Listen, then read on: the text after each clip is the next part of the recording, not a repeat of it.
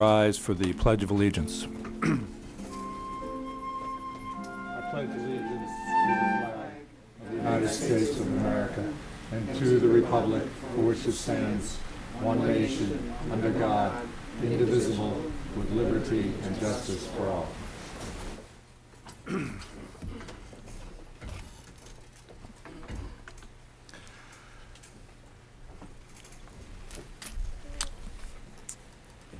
Jason Moore is not present. Jessica, will you be making the TV coverage announcement? Yes, Mr. Chair. Montecito Planning Commission hearings are televised live on County of Santa Barbara Television, CSB TV, Channel 20, at 9 o'clock a.m. in the South Coast, Lompoc, San Ynez Valley, Santa Maria, and Orchid areas. Rebroadcasts of Planning Commission hearings are on Fridays at 5 o'clock p.m. on CSB TV, Channel 20. And for the roll call, Commissioner Gottstinker? Here. Commissioner Overall? Here. Commissioner Burrows? Here. Commissioner Phillips? Here. And Commissioner Bierg will be absent today. The agenda status report, Ms. Black. Good morning, Mr. Chair, members of the Commission. This morning we have 2 regular items scheduled in a briefing, and item number 2 is we have a request for continuance on that item, and we are suggesting your Commission continue that to your November meeting, which would be November 19th. I think there are some issues we'll need to discuss in the context of item number 1, but we may, I would suggest we go ahead and have the hearing and then decide how to handle the matter on item 1. And the briefing is still ready to go. Ms. Black, on item number 2, we received the request for that continuance rather late, and I'm a little unclear on the status of the actual construction project. So when we get to that, can we take just a little time to give us a briefing as to what the actual status is and what's being held up? And because it wasn't a two-way request for a continuance. Sure. We'd be happy to do that. Okay. You want me to move The into projection report? Yes. So, Mr. Chair, your next meeting is actually on the second Wednesday of the month rather than the third. It'll be on October 8th. And as you can see, we'll be bringing back the Miramar Hotel. Your commission took action to conceptually approve that, and so we're in the process of preparing findings and completing the CEQA documentation for revisions to the project and preparing some revised conditions.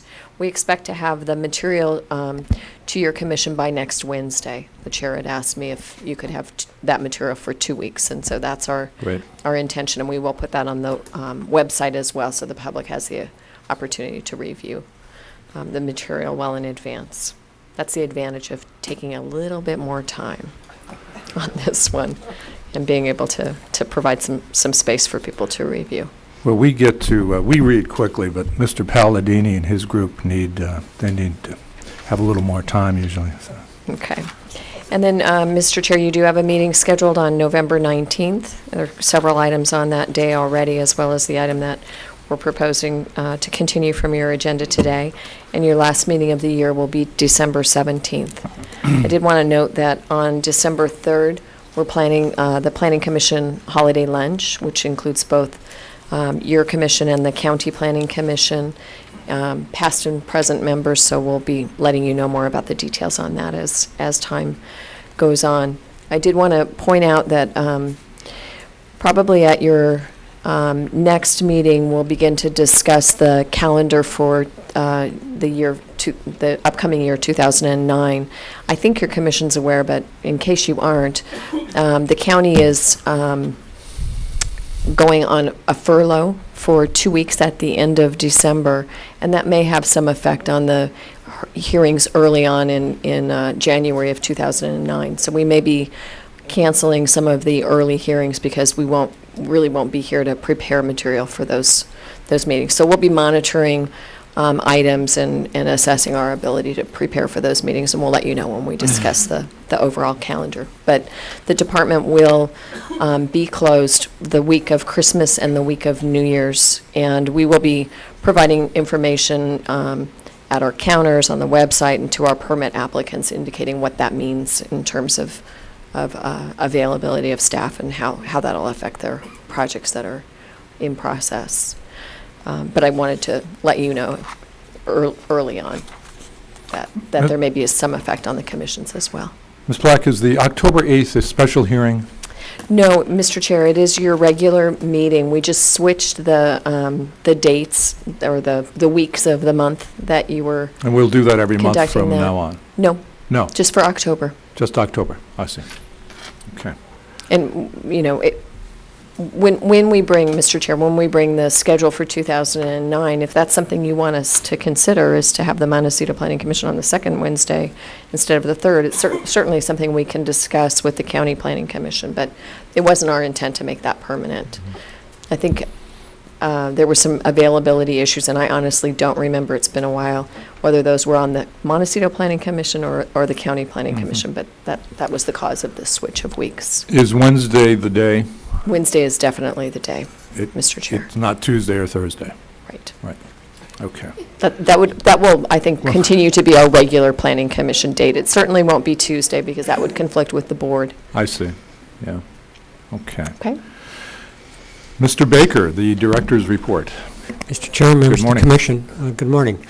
I'm just going to follow up on Diane's comment about the furlough, because I'm not sure that maybe a lot of people in Montecito or anybody else that might be watching knows what's going on. I mean, I think most people know that the county has experienced a significant financial hit in terms of its budget for this year, and part of what was worked out with unions and it's moved over into all of our management people is that we are essentially, except for the public safety services, fire, police, are shutting down for 2 weeks.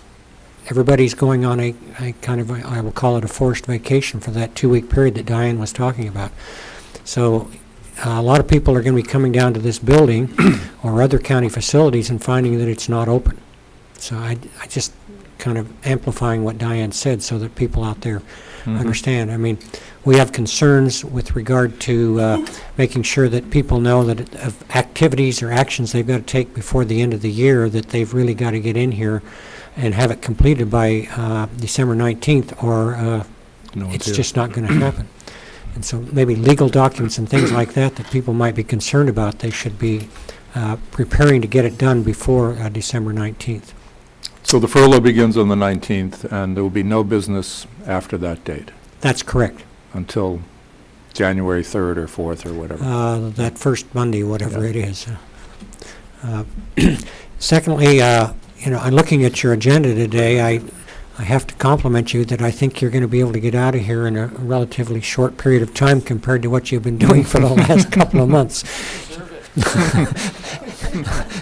And I'll just jump in. You can wave right now if you'd like to your granddaughter. Maybe she will see you this way. Oh, well, I know it's not on here, but it is on at home. Well, in that case. And lastly, as the only real item that has happened at the board meeting was yesterday, where the board approved the TDR ordinance, which I know that your board was, or your commission was not necessarily in favor of, but it was passed by the board yesterday as a final reading. So what will happen with that ordinance clearly remains to be seen. Can you restate that? I don't recall what I... The transportation, transfer of development rights ordinance Oh, yes. Yeah. related to the Santa Barbara Ranch project. And it was approved as we had heard it? Yes, Really? it was approved. Well, as Diane says, essentially, I mean, in substance, it was approved as you saw it. So, Well, let's hope it Okay. works. Yeah. yes.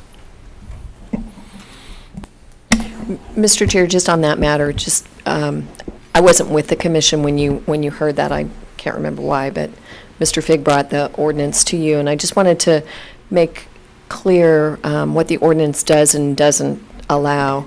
The ordinance is permissive for property owners, and it's not mandatory for the commission. So property owners can come in and seek additional density on their properties outside of a traditional rezone process through the Transfer of Development Rights Ordinance. And there's a screening mechanism for your commission and the County Planning Commission to evaluate sites and determine whether or not you think a density increase might be appropriate. If you don't, there's no requirement to continue to process that request. So it's very discretionary to your commission. There's no mandatory requirements that you Really? Select a site. Property owners can also seek density increases through traditional rezones and redesignations of the Montecito Community Plan in your case. And if they do that, they are not required to participate in the TDR ordinance. So it's really quite a permissive ordinance and not really posing any burdens on any of the parties. And that was very important to the board members that supported that yesterday. So I just want to make that clear. Ms. Black, could you refresh my memory on there's a time frame for that while the ordinance applies, and I can't remember what it was. Mr. Chair and Commissioner Overall, that's a good question. There actually isn't an explicit time frame. Implied in the time frame is as long as there's development potential at the Naples town site, the ordinance would continue to live. And once that development potential is exhausted, then there would be no need for it, because it's only to transfer development from the Naples area into South Coast urban areas. Mm-hmm. Okay. Done. This is an opportunity to, for the public to comment on matters not before us today. And I have one speaker slip, and it's John Thorndike. Good morning, Chair. Good morning, And, Mr. Thorndike. And good morning, all of you. I'm here on these matters. Do you all get a copy of the a project critical to the county's economy? And Richard Miller speaks against the project, and he's a member of the Sierra Club, and I can blame him and them for the fact that I was awakened at 3:15 this morning by a bear. I do believe they are more on the side of the bear than they are me. And I've had some scary times up there. I have a lot of bear. I'm the way for them to get to the water, because the California Fish and Game, unlike an article against Mr. Miller, unlike an article which you also should have, which says this is not just a local concern, by Richard Miller. And Miller is the chairman of the San Diego County chapter of the Sierra Club. Now, wait a minute. He's the guy I don't like. And the other articles, a project critical to counties, plural, economy. Wright is president and chief executive of the San Diego Regional Economic Development Corporation. And Mr. Barales, I can't see very well, is president and chief executive officer of the San Diego Regional Chamber of Commerce. And I will quote both of them briefly for you. The Richard Miller article, that is the Sierra Club chair article, is he says this road would set a dangerous precedent for the protection of our state parks. And he refers to the Sierra Club, along with numerous environmental groups, strongly opposing the Foothills South toll road, which would be paid for by the users, because of the unprecedented destruction, he says, that would be caused to San Onofre State Beach. Well, now, let's see what the opposition says. I'm going to put on my glasses because I don't want to misquote these names. Mr. Thorndike, while you're doing that, can you dial us in on how this is a Montecito matter? Oh, yes, sir. Very definitely. I happen to have the southern entry, and thank you for the question. I have the southern entry to the National Forest. I own that, along with all the oil, gas, and mineral rights under all my neighbors. That's what the US EPA informed me, and they did a thorough research. Then I also own on my own property a 100 and some odd year old artesian well, which all my neighbors get the benefit of due to the California Fish and Game's arbitrarily overruling the court here in Santa Barbara County, the state court, who gave me the entitlement to meter my water if anyone insists on using it. And of course, there's only one other person legally using it, and that's John Gostovich and his wife. Anyway, those two have a legal entitlement. They got it through Bob Fitzgerald, a broker and hold your hat, a lawyer who bought from me. Oh, my God. Oh, yes. Well, anyway, here we are. Okay, does that answer your question, Chair? I don't know, but let's get to it, Mr. Thorndike. Okay. We got stuff to do. All right, now you can read this. I'll tell will. you ad lib what I'm here about. This morning I went to see, not once but twice, Judge Denise DeVelpe, thank you. And she's a lovely lady. And she was not answering her door, and I found out you can't get to her that way. You have to write her. So I'm going to write her. I'm just an ordinary guy. You know, the Attorney General, he got in there. I don't know how he did it, but I can't do that. But anyway, I went to see her because she has a key to this whole thing. She said to me first, she said, Mr. Thorndike, what can I do for you? And I said, I want to resolve this situation. And she said to the Attorney General, what do you want? And he said, what can I do for the Attorney General's office? And Mr. Wells, or whatever his name is, Lake, Mr. Lake said, Kenneth Lake, Deputy Attorney General, he says, well, we want a 5-day jury trial, Your Honor. And she turned to me and I said, well, in that case, I need a 7-day. Mr. Thorndike, let me interrupt 1 second. Yeah. Our pay grade is not as high as you think. We have limited jurisdiction, and I don't see the nexus yet. If you could get to it. Okay. Well, anyway, the key is, so she has the solution. The solution, she said to him, you want a 5-day trial, Mr. Thorne wants a 7, that's about 12 days. That would, call for 14 jurors, 2 alternates. She said it's going to cost a lot of money. How about saving the taxpayers and Mr. Thorndike? How about that? Mr. Thorndike, would you go for a court trial? I said, you better believe it, after 6.5 years of trying to resolve this issue, where I have a right to meter my water and I can't do it. She said, how about you? He says, we still insist on a 5-day jury trial, which he had no intention of doing. Mr. Thorndike, let me interrupt 1 second. We have a question for you, apparently. Commissioner Barrows. Yes, ma'am. Sir, I'm wondering how this affects Montecito, and also, are you a resident of Montecito? I am a resident of the Montecito Water District, Okay. which is within the bounds which you probably will take over. And that'll be as soon as you can get rid of me. Well, Mr. Chair, I mean, my understanding is that Mr. Thorndike's property does not lie within the Montecito Planning District, which is where we have jurisdiction to affect what happens I'm with all alone. land use issues. And so, I know Mr. Thorndike's been here before, and we're always happy to hear from him. But we can make in my understanding, we can make no decisions at all that affect Mr. Thorndike's property or the underlying rights that he has. That's why,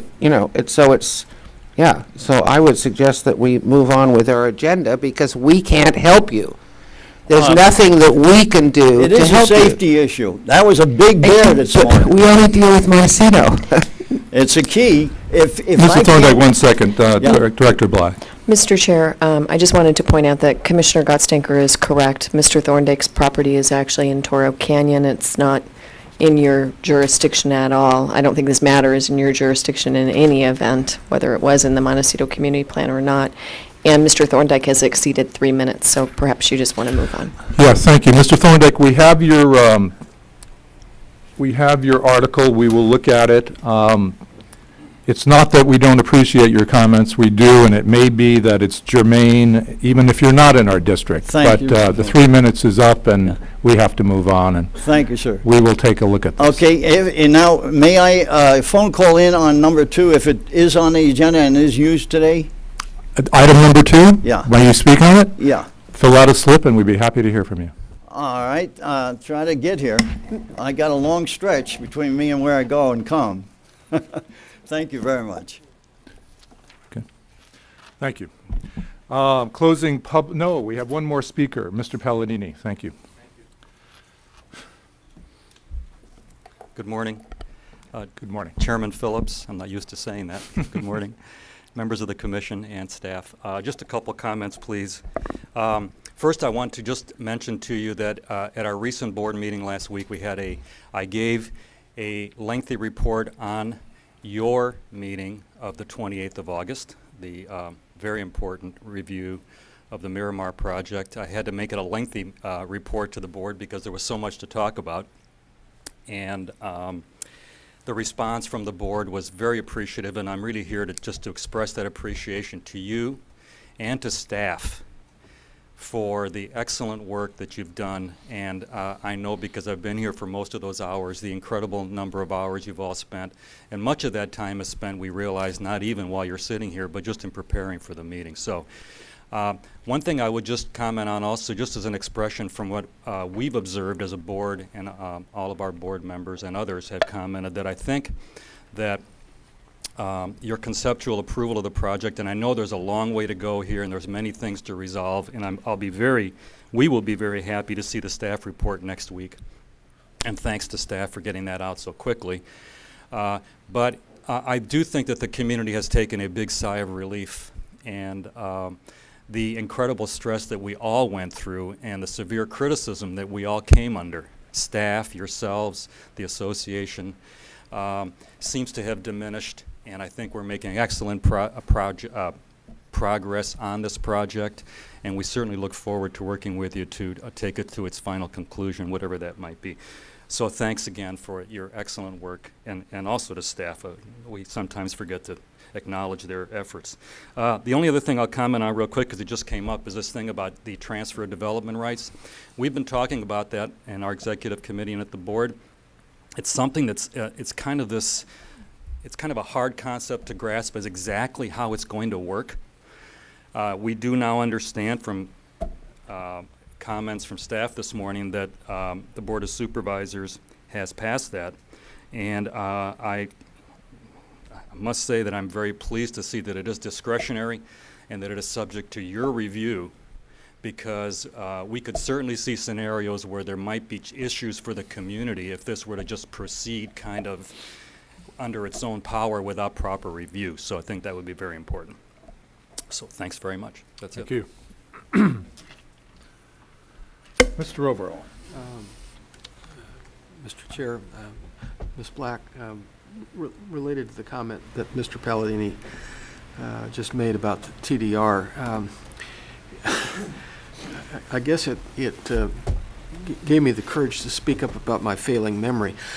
Was something changed from the time we heard it to the way it was adopted? Because when we heard it before, there was certainly in my mind, there was an impression left that it was not discretionary. So Yeah. did something happen in there that changed that circumstance, if you can remember?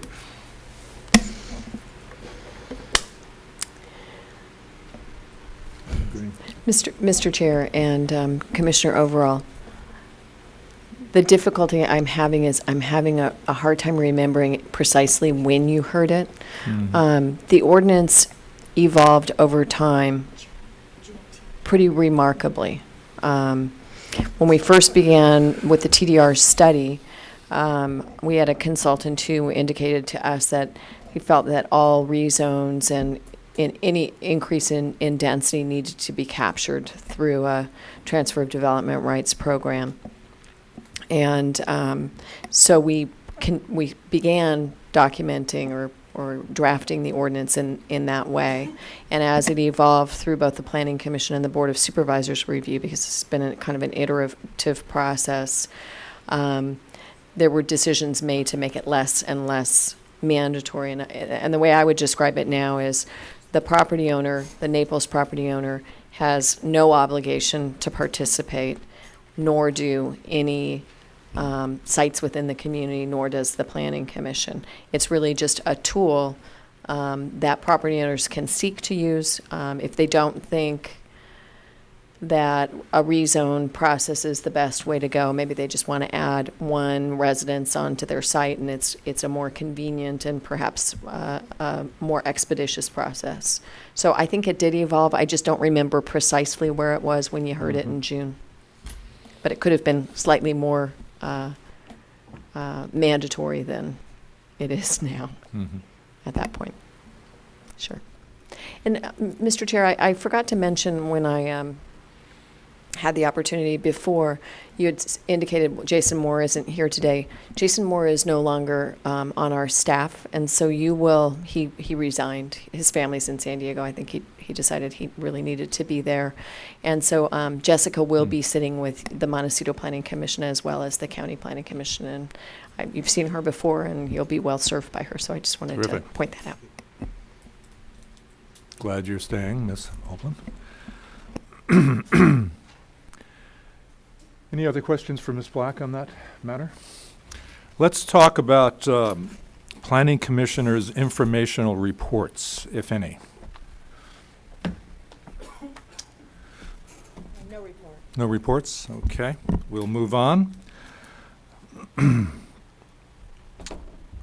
And we have divisional briefings.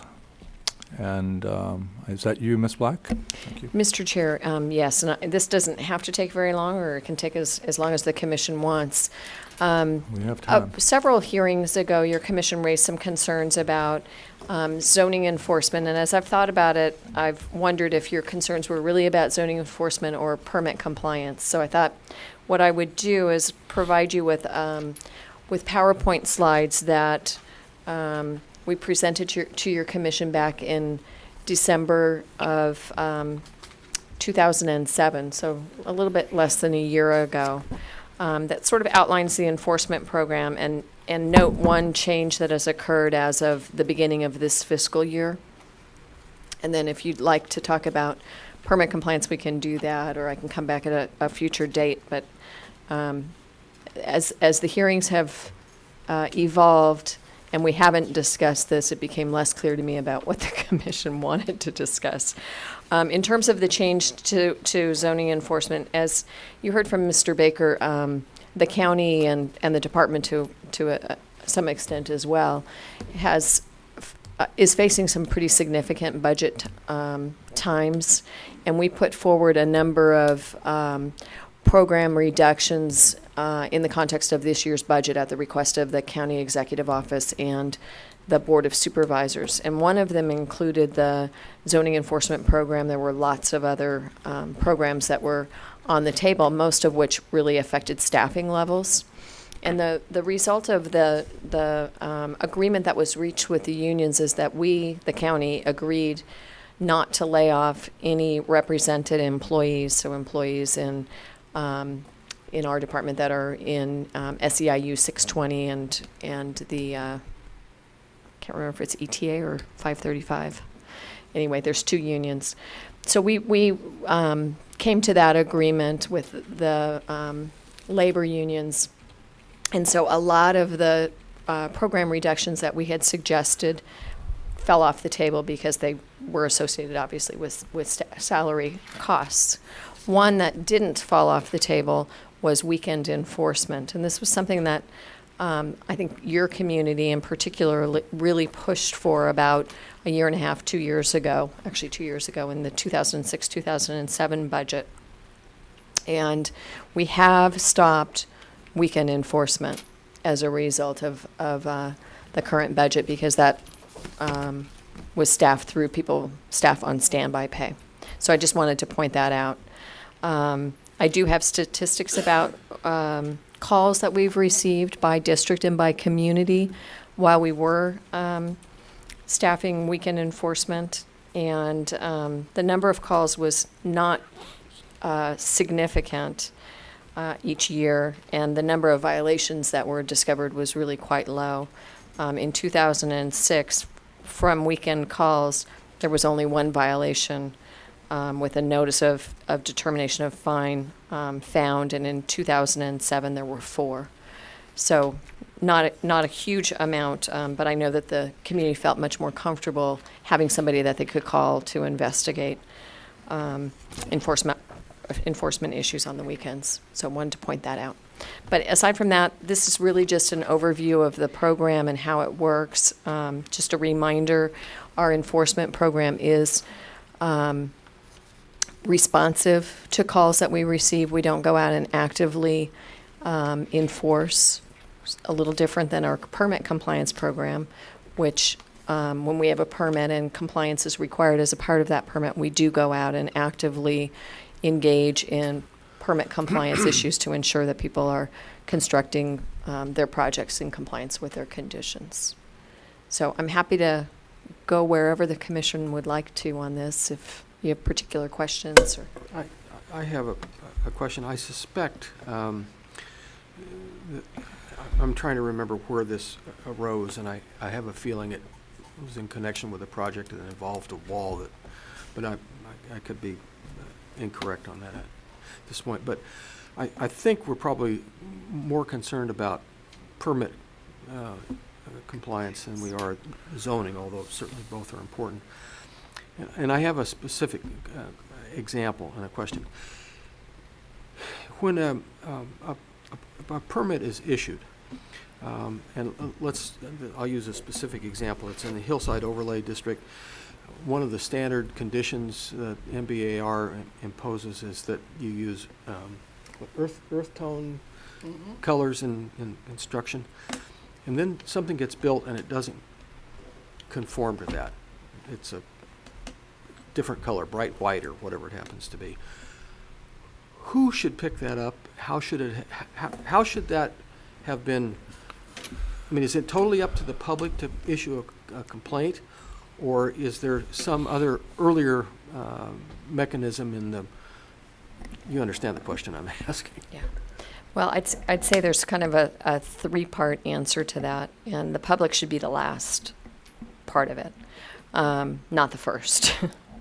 So if we issue a permit and there are, color requirements or landscaping or whatever, we have both building inspectors and on some permits, permit compliance inspectors, but not all. And they should be ensuring that the project is constructed according to plan. So it's building inspector first, permit compliance second, and then if the public sees something and they know it's not in compliance with the permit, obviously they should let us know, and we'll investigate it and set it right if it needs to be set right. But things do slip through the cracks occasionally. That's just a follow-on true. question related to the building inspectors, because I'm just trying to understand what level of they would operate at. I mean, when we went through the process of building our house, I don't think we ever saw a permit person. I know we saw building inspectors, so I think that they're more prevalent in the community. How far do they go in their reach? I mean, would they be apt to pick up the color or the landscaping, or is that only a permit person that would do that? Mr. Chair and Commissioner Overall, that's a really good question. And first of all, you're right. Building inspectors are much more, and grading inspectors are much more prevalent in the field than permit compliance. It's kind of evidenced by the number of people we have working permit compliance versus building and safety inspectors. We only apply permit compliance to certain permits. Pretty much all discretionary permits that are subject to a CEQA document, all of those projects have permit compliance. Some of the projects that you see that are CEQA exempt but have conditions that need to be monitored in the field have permit compliance, and you would actually see that permit compliance condition on a permit, and it might be something you want to look for as you're reviewing. It's something I look for when I review the staff reports before I sit with you to confirm whether or not we've made the right call, because there's some discretion in projects that don't have CEQA documents to still have permit compliance. It's unusual for a ministerial permit to have permit compliance, but it does occasionally happen, depending on the level of concern at the BAR and the number of requirements that they attach, or perhaps the staff in tree protection or other sorts of measures. So much more prevalent for the building inspectors to be in the field. What's important for the building inspectors to really be able to do their jobs and monitor projects effectively is for conditions that are essential to be documented on the plans. If we have a color palette stuck back in our BAR plans and it's not clear on the building plans, it's not going to be properly monitored. So that's something that we've really tried to be better about, and making sure that they have the information they need. If it's on the plans, they will monitor it. I agree with Mr. Overall. I am sure it was permit compliance we were concerned about. As you know far better than I do, how much money and time and effort is involved in color tones, inches above code. And if indeed it's not being enforced, or it can be changed later and we won't catch it and no one will catch it, the process becomes less effective, to say the least. How many, I noticed a pie chart that you provided in the zoning handout, and it picked up calls per violation. Residential dwelling units seem to be the biggest. Do you have any information on how many people called and said, can that house really be that color? You know, things like that. More permit compliance issues? Mr. Chair, I certainly don't have it with me today. I don't know if we keep statistics on that. I would say it's far less than the calls we receive on zoning enforcement, but we do receive some. I can see if we have any quantification and report back to you. Yeah, I know that nothing's going to be decided today, but I would guess it's the sense of this commission that if you're going to spend any money, it would be on permit compliance. The rest of it's speculative, and we can get to that. But, Mr. Chair, I did want to point out, or just make a comment, and maybe it's just pointing out the obvious, but as you translate a set of plans that are one-dimensional, trying to represent a three-dimensional world, into a three-dimensional world, things don't always work out exactly the way you think they would on those plans. I think Commissioner Gottsteger may understand what I'm talking about, but you get out in the field and you realize, wow, if I plant that tree right there, I'm planting it right under this transformer that I couldn't see on these plans. So things do happen in the field. And I think the real, the difficulty or the challenge is making sure that the things that need to happen in the field to make a set of plans actually work are consistent with the decision makers' decisions on a project. And, you've got people making some interpretations in the field based upon what they think you wanted, and they aren't always clear about precisely what you wanted. So I think we do the best we can, given our resources and given the constraints of translating these one-dimensional plans into a three-dimensional world. But I'm not going to say we always get it 100% right. And if you notice things that trends that you see in the field, it's really, really helpful for me to know that, because people need to know where they're making misinterpretations in the field that are not consistent with what you expected to see. I see your light. Just let me follow up real quickly. I'm not concerned about good faith deviations. I'm more concerned about, well, that's what they do downtown and that's done, but in reality we have some flexibility here. Right. Do you see that? Because that's a whole different story.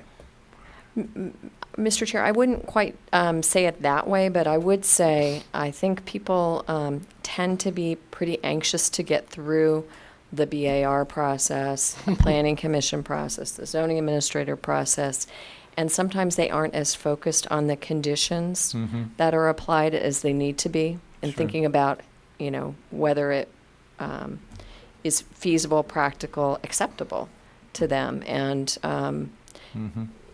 So, I'm not going to say that that's, there's some malintent there, but I think sometimes people aren't as careful.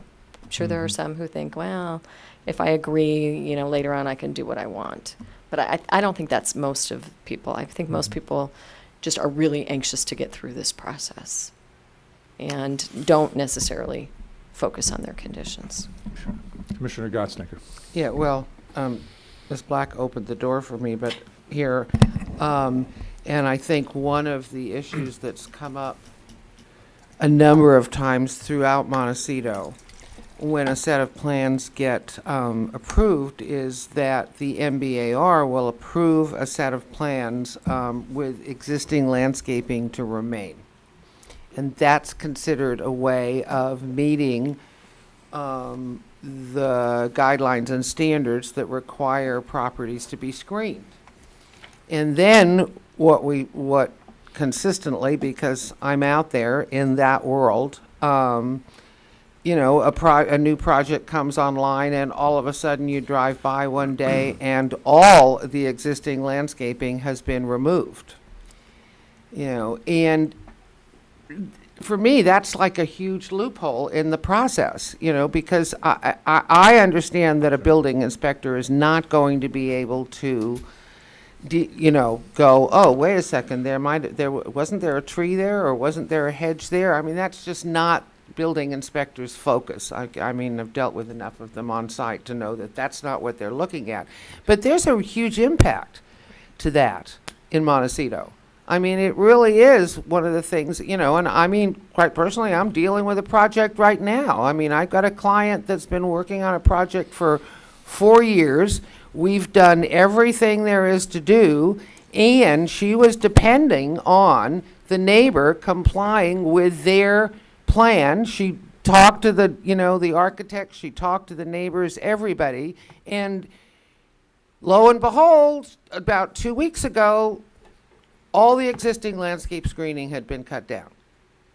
So now all of her privacy is gone, and so now she's having to spend hundreds of dollars to create new screening because nobody seems to be dealing with, the people who are building the house next door. And the fact that they've cut down all the screening landscaping, which was what protected her pool area and her living area.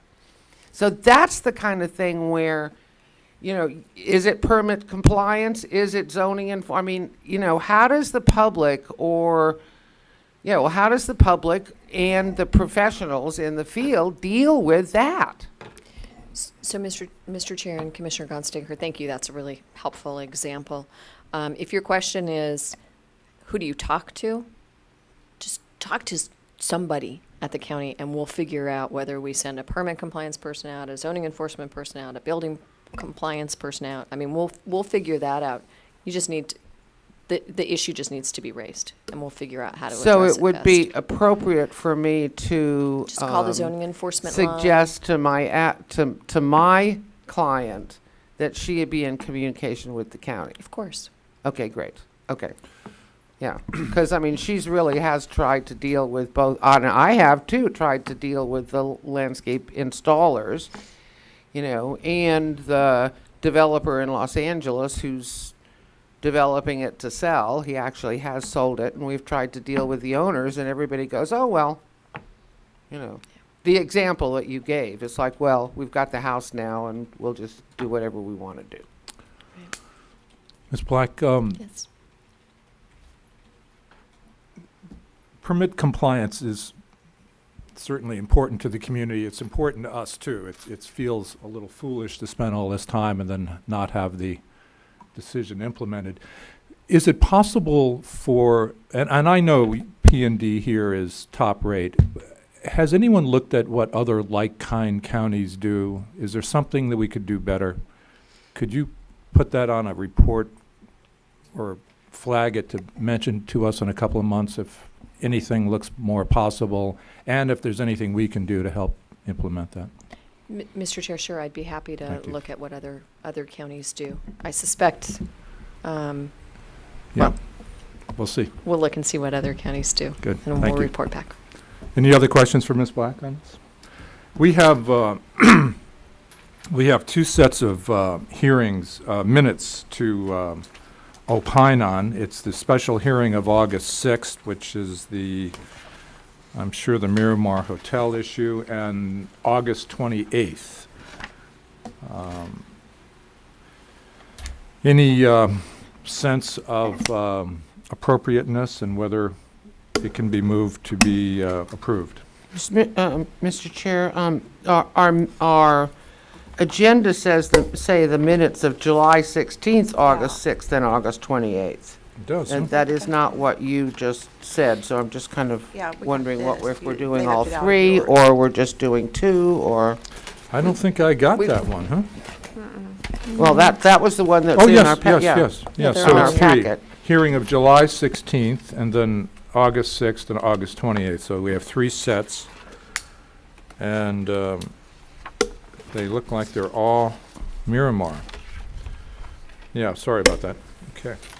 Mr. Overall. I would do note that we've taken probably, 30 hours worth of deliberation and testimony and condensed it down to half a dozen pages. Acknowledging that, I just move that we approve the minutes as written. Yeah, I was impressed on how little we did with all of them. We didn't do. We have a motion to approve all three minutes. That's July 16th, August 6th, August 28th. Motion to approve by Commissioner Overall, and a motion to second by Commissioner Burrows. All in favor? Aye. All opposed? The Mr. Chair. minutes are approved, and If it'd make the commission feel any better, we can provide you transcripts of the hearing and you can read those again, because they were quite long. maybe we should take a 2-week break and read those. Or no, maybe we just need an efficiency expert. Okay, Could be as short as the minutes are. so minutes are so accepted. That leads us to item number 1. Ms. Opland, would you read this matter into the record for us? Thank you, Mr. Chair. The following is the hearing on the request of Dan Moreland, agent for the owners Stephen McLaughlin and Keith Frick, to consider the following. A 08 CUP 11, application filed on February 25th, 2008. B 08 DVP 27, application filed on July 16th, 2008, and to accept the exemption pursuant to sections 15268 and 15303E of the state guidelines for implementation of the California Environmental Quality Act. Thank you, Ms. Opland.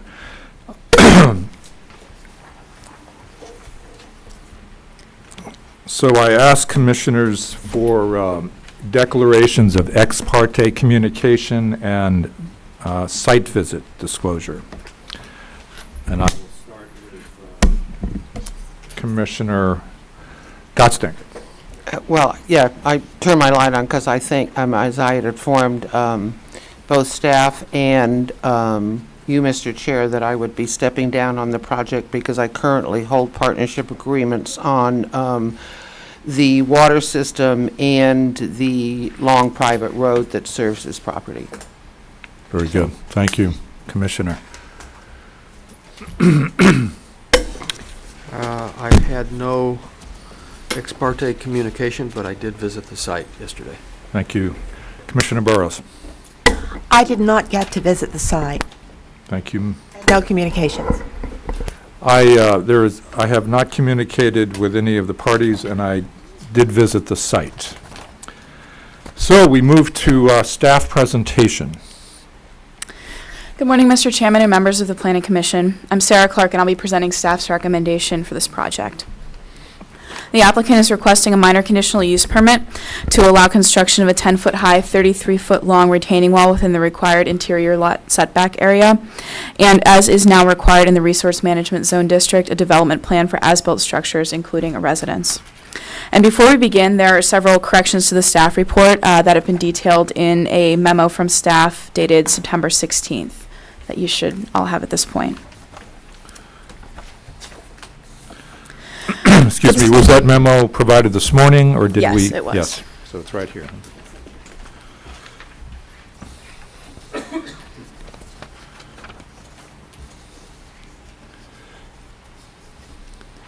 Ms. Clark, these are these substantive changes, or are they code citation changes, essentially? The second two are, the change to attachment C is not a substantive change. It's just the services were mislabeled in the project description in that section was inconsistent with what was listed earlier in the staff report. I see. And the correction to D is, that's more of a typo. We needed to just insert some text into a blank in a proto. For the change to finding 2.2.5, that finding was somehow truncated in the version of the staff report that you received. The full finding is listed there, but there should not be any other substantive changes. Thank you, Ms. Clark. So, yeah, please proceed. Moving on, for this particular project, staff attempted to rely on microfiche permit records to formulate the development plan project description and to analyze the project. However, since completion of the staff report, we've learned that the development plan, site plan, and project description provided to you are inaccurate, as I believe you've discovered at this point. The applicant has indicated that he will be providing staff with an updated site plan and project description at a future time. And today the commission can discuss the proposed retaining walls and can continue the hearing until we've received the updated site plan and project description. Staff will be recommending approval of this project following receipt of a revised site plan. The proposed project is located at 280 and 246 West Mountain Drive. Both of these parcels are accessed via a long private driveway extending north from the road. Here's an aerial view of the project site showing 280 West Mountain to the north and 246 West Mountain to the south. 280 West Mountain Drive is a 40.01 acre parcel, zone RMZ 40, and 246 West Mountain Drive is a 3.01 acre parcel, zone 3E1. The project site is surrounded by residential parcels to the south and resource management parcels to the north, east, and west. As discussed earlier, at this time we do not have a complete, accurate description of the existing development at 280 West Mountain Drive. Permit records indicate the presence of a 2,077 square foot residence, although the applicant has indicated that this square footage may not be accurate. We have learned that there is no garage as described in the staff report, but there is a shed of unknown size. At this time, we have no reason to question the accuracy of the development described at 246 West Mountain Drive. In addition to the 792 square foot residence, there's also a small garden shed on site. Here you can see a portion of the long driveway that winds up into the subject parcels. The applicant is proposing construction of 2 retaining walls to stabilize the existing driveway, which has been undercut by downslope erosion and slope failure. The north wall, located entirely on 280 West Mountain, would be 24 feet long and 10 feet high. The south wall, which crosses the property line onto 246 West Mountain, would be 33 feet long and 10 feet high. So here you can see the north and south walls. It should be noted on this site plan also, if you look down here, this is the north arrow. So this is actually rotated compared to the other views of the property that you've seen. This is just the way that it was presented in the project plans. So here's an elevation of the proposed north Ms. Clark, wall. excuse me 1 second. We have a question for you. Commissioner Overall. I'm having a little trouble with having the staff report. I mean, the map, this is the first one of these we've heard since we amended the ordinance. And I just wonder if we're spending our time wisely.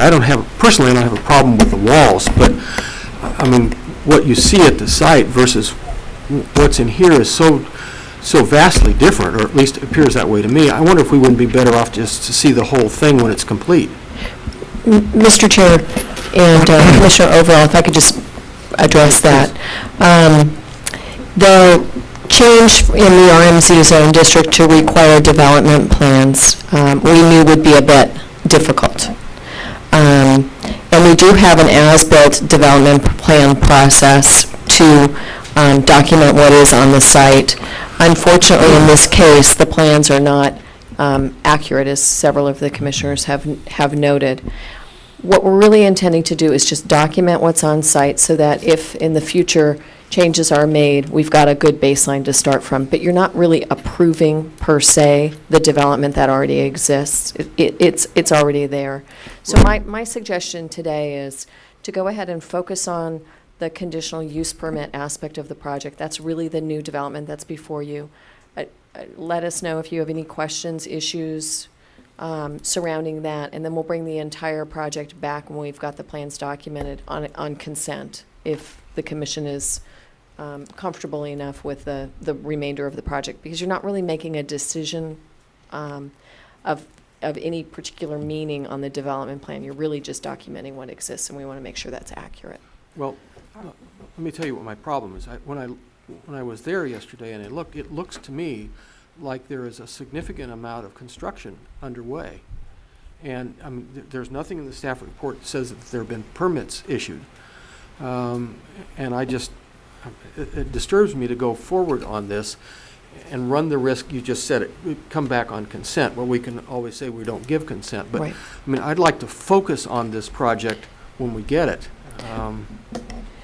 Well, Mr. Chair, if that's what you saw out on the site yesterday, then I suggest we get that on the table today and talk about it. And then when we come back, we may not come back on consent. We may come back. All right. Commissioner Burrows. Yes, so today we're only considering the retaining walls.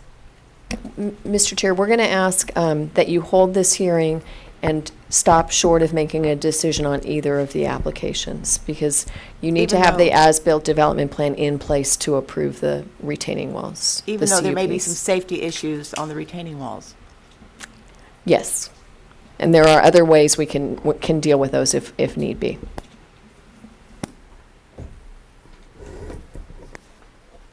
Okay, so continuing on. Here you can see an elevation of the proposed north wall, and here is an elevation drawing of the proposed south wall. And to give you a little background on the permit history of these parcels and the permit processing to date, in 1987, the subject parcels were created via tract map, and in 1989, the single-family dwelling at 280 West Mountain Drive was permitted. In 1991, the single-family dwelling at 246 West Mountain Drive was permitted. In August 1st, 2007, staff received a planner consult request from the applicant regarding the retaining walls that he was proposing to construct to stabilize his failing driveway. According to the applicant, that slope failure occurred following the El Nino events in the winter of 2005. At the time the consult was received, staff conducted a site visit. This was the only site visit that we had conducted, and because at the time the only development that was in question was the retaining walls, that's as far into the site as we got. At that point, staff advised the applicant of the policy issues that may be present and the permit path necessary going forward. On December 14th of 2007, we received a land use permit application for the proposed retaining walls. And on February 25th, a conditional use permit application was received following staff's advisory that that was necessary given the height of the proposed walls. When this conditional use permit application was received, it was not complete, pending submittal of some additional plan materials and some geotechnical peer review. So in the meantime, while this application was incomplete, on May 6th of 2008, the Board of Supervisors adopted land use and development code changes requiring a development plan in the resource management zone for all development. So following this decision, a development plan case number was assigned to this project on July 16th, and then on July 28th, we deemed the application complete. According to staff's analysis, this project is consistent with all policy and ordinance requirements. Visual resource with regards to visual resources and neighborhood compatibility, comprehensive plan visual resource policies 2 and 3 require that new development conform to the scale and character of the existing community and the natural environment. And Montecito Community Plan Policy LUM 2.1 requires new structures to be designed, sited, and landscaped so as to minimize visibility from public roads. This project would be consistent with these policies because the walls would be painted to match the adjacent soils, and the walls would be screened by MBAR-approved landscaping. So here you can see this is a view of the project site from a point along West Mountain Drive. The red arrow here indicates the area where the retaining walls would be constructed, and this blue arrow indicates the location of the McLaughlin residence at 280 West Mountain Drive. And the second blue arrow on the right indicates the location of the residence at 246 West Mountain Drive. And just so you can see it a little bit better, here is a zoomed in view of that same thing. Again, the red arrow indicating the area of slope failure where the walls would be constructed, and the blue arrows indicating the 2 residences. The Montecito Community Plan requires a drainage plan for all development on slopes greater than 20%. And for this project, a drainage plan would be required prior to issuance of a zoning clearance. And our hillside and watershed protection policy, number 1, requires development to be designed to fit site topography, soils, geography, hydrology, and to minimize grading. This project would require only 15 cubic yards of cut and fill, a very minimal amount. And Building and Safety will be reviewing any geotechnical, soils, and structural information, as well as comments from Geodynamics, our county peer reviewer, on that information to ensure the safety of the proposed development. So here's a closer shot of the site of the slope failure, again indicated by the red arrow. And if you can see my pointer here, this cut right here is where the driveway is, and you can see the clearing of brush and the debris on the downslope side. Pending receipt of and review of the revised site plan and project description, this project was consistent with all applicable comprehensive plan and Montecito Community Plan policies. Staff recommends that following the receipt of additional information and review of that information, that your commission adopt the required findings, accept the exemption, and approve the project subject to conditions. This concludes staff's presentation. Thank you, Ms. Clark. So, Planning Commission questions for staff.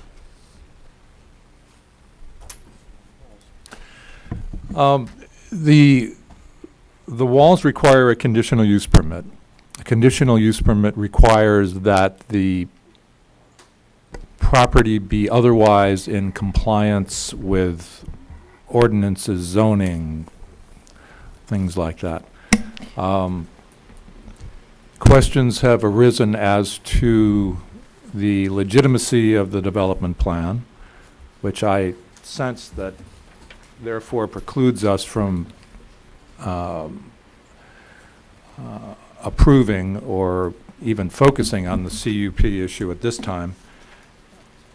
And I'm not clear what we should do. Should we discuss the necessity of the walls, or should we? Mr. Chair, I'd recommend that you hear from the applicant and the public and ask questions of staff, the applicant, anybody that you think can help you understand what's being requested and what's occurring on the site. I think you can focus on the walls. I just don't think that you're in a position today to take final action. Have we focused on the walls yet? Or do we need to focus more? I think you need to hear from the We're applicant going to do all first. that, but anything else, Commissioner? No? All right, let's... One question related to the landscaping. It was unclear to me. MBAR has not yet specified the nature of the landscape screening of the walls. Is that correct? Mr. Chair, Commissioner, overall, the project has received conceptual review from the Board of Architectural Review. At this point, no concrete landscape plan has been proposed, but they have recommended the need for one, so they will be reviewing that following permit approval. Just a comment related to the whole site as it relates to the landscaping. it appears to me, I mean, I was forced to come home and reread this because it looks to me like the whole place is a construction site. I mean, the hillside below the house seems to have been cleared extensively, and it's a really steep slope. So, I mean, I think there needs to be some careful scrutiny of what that landscaping requirement is and how does it relate to what's already there, because it'd be ridiculous to go in and specify one kind of thing and then have it, you know, for fire purposes or some other reason, completely changed. So it just needs to be noted to MBAR, I think. Commissioner, that will be taken into consideration. Commissioner Burrows. Is the failing driveway now being used? And is there another way in and out? Mr. Chair, Commissioner Burrows, the failing driveway, to the best of my knowledge, is currently being used, and there is not another access point to the property now. My concern on this is the safety of that. If it fails and falls in, that it might hurt someone. So I'm wondering how we can address that today.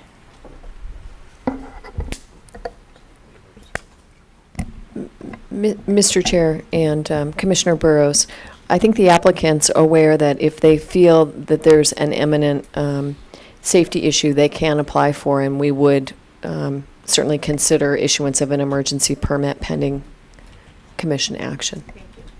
Yeah, the rains are coming. We now turn to applicant presentation. Is the applicant present? Please come forward.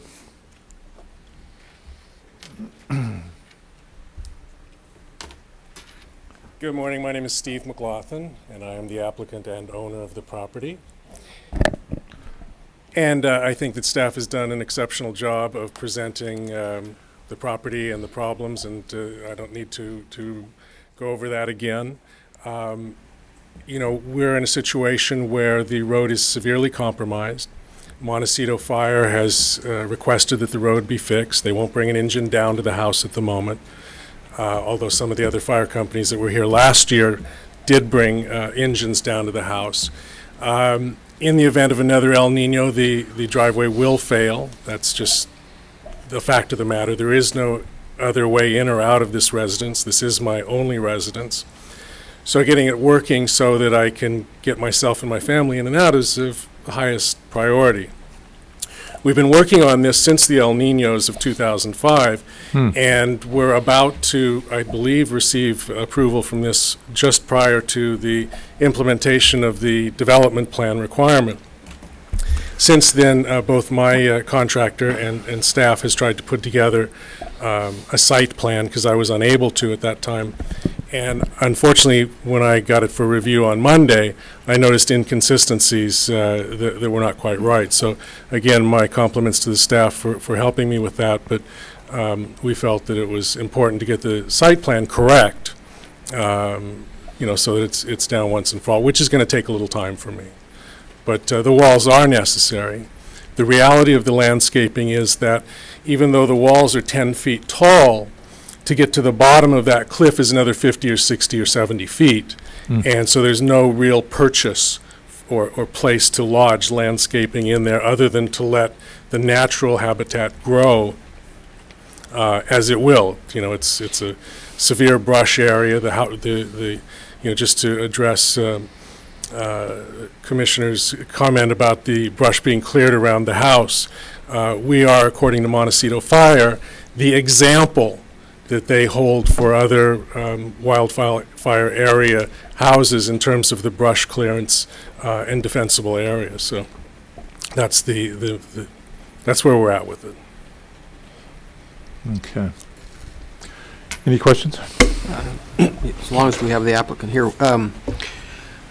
As you drive up to the house, there appears to be a considerable amount of preparation for construction to the north of the house in that dugout area. I mean, obviously, there's been excavation. We've had some slope failure there, and we're planning 2 6-foot wall terraces to make that a safe area.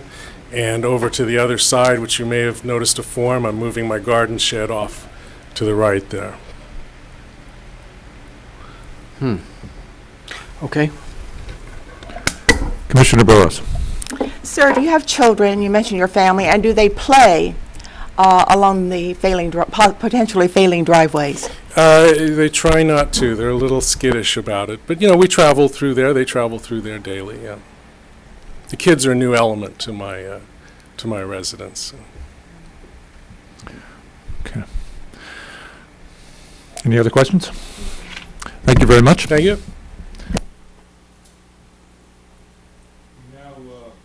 Now we'll hear from public. If there's if there's any public comment, this is the time to come forward.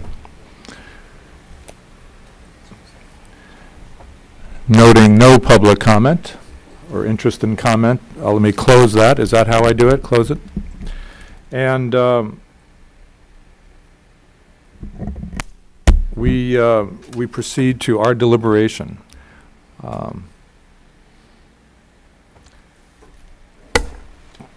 Commissioner Burrows. This question is for staff. Please explain to me why we can't pull out the driveway, permit those retaining walls, and as a separate issue, and then move on to the other issues at a later date when all the documentation is in, please. Mr. Chair, Commissioner Burrows, as you saw from Ms. Clark's presentation, the CUP application was overtaken by the new requirement for a development plan in the RMZ zone. So now any development that requires a permit in RMZ requires a development plan. So we have to straighten out the other development on the site before you can take action on the conditional use permit. But as Ms. Plack explained, if the applicant wishes to proceed with constructing the wall in the meantime, there is another vehicle, which is an emergency permit. So we could approve an emergency permit, which would allow that wall to be constructed, and then the applicant could come back and get the necessary permits at his own pace. So whatever action we might take today would not negate his possibility of getting the emergency permit to go ahead with the walls. Mr. Chair, Commissioner Burrows, that's correct. Thank you. Very good. Mr. O'Rourke? I have no difficulty with the concept of the walls. I have a great deal of difficulty saying that we should short circuit the very first case we hear under the new requirement for RMZ. And I think, a visit to the site by staff will tell you whether or not we have potential problems there. That's all I'm asking for, that and an accurate plan. Mr. Chair, just to be clear, we aren't recommending that you take action on the development plan today, and we will be working with the applicant to get a corrected site plan, and staff will go and look at the development on the site. Mm-hmm.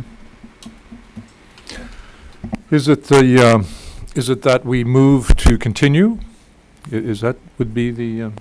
Mr. Chair, yes, I think we would want to continue this, and I don't know if the applicant's thought about how long he might need to provide a site plan. Do you want to come back to the mic? Sorry.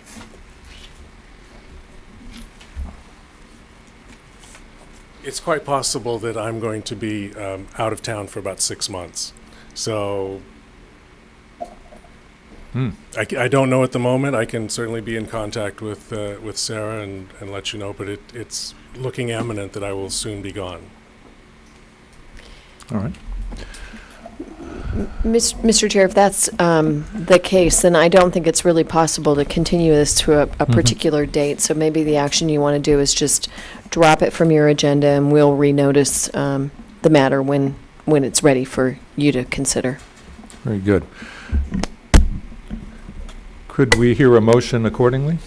I move that this item be dropped from the agenda today, no action be taken, and that it will be submitted to us at a later date. We have a motion looking for a second. Second. And could I interrupt the vote to hear additional comment from the public? Can I reopen that? Is that out of bounds? Mr. Chair, it's your discretion. Well, I'd like to do it. If we can briefly hear from you, come on up.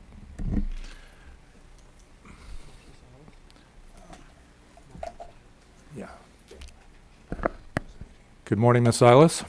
Good morning, Chairman Phillips. I came here actually for the solar workshop, but just came in on the back end of this for the RMZ, and I just wanted to make a comment. I was kind of shocked when I saw that you were going to paint out the wall.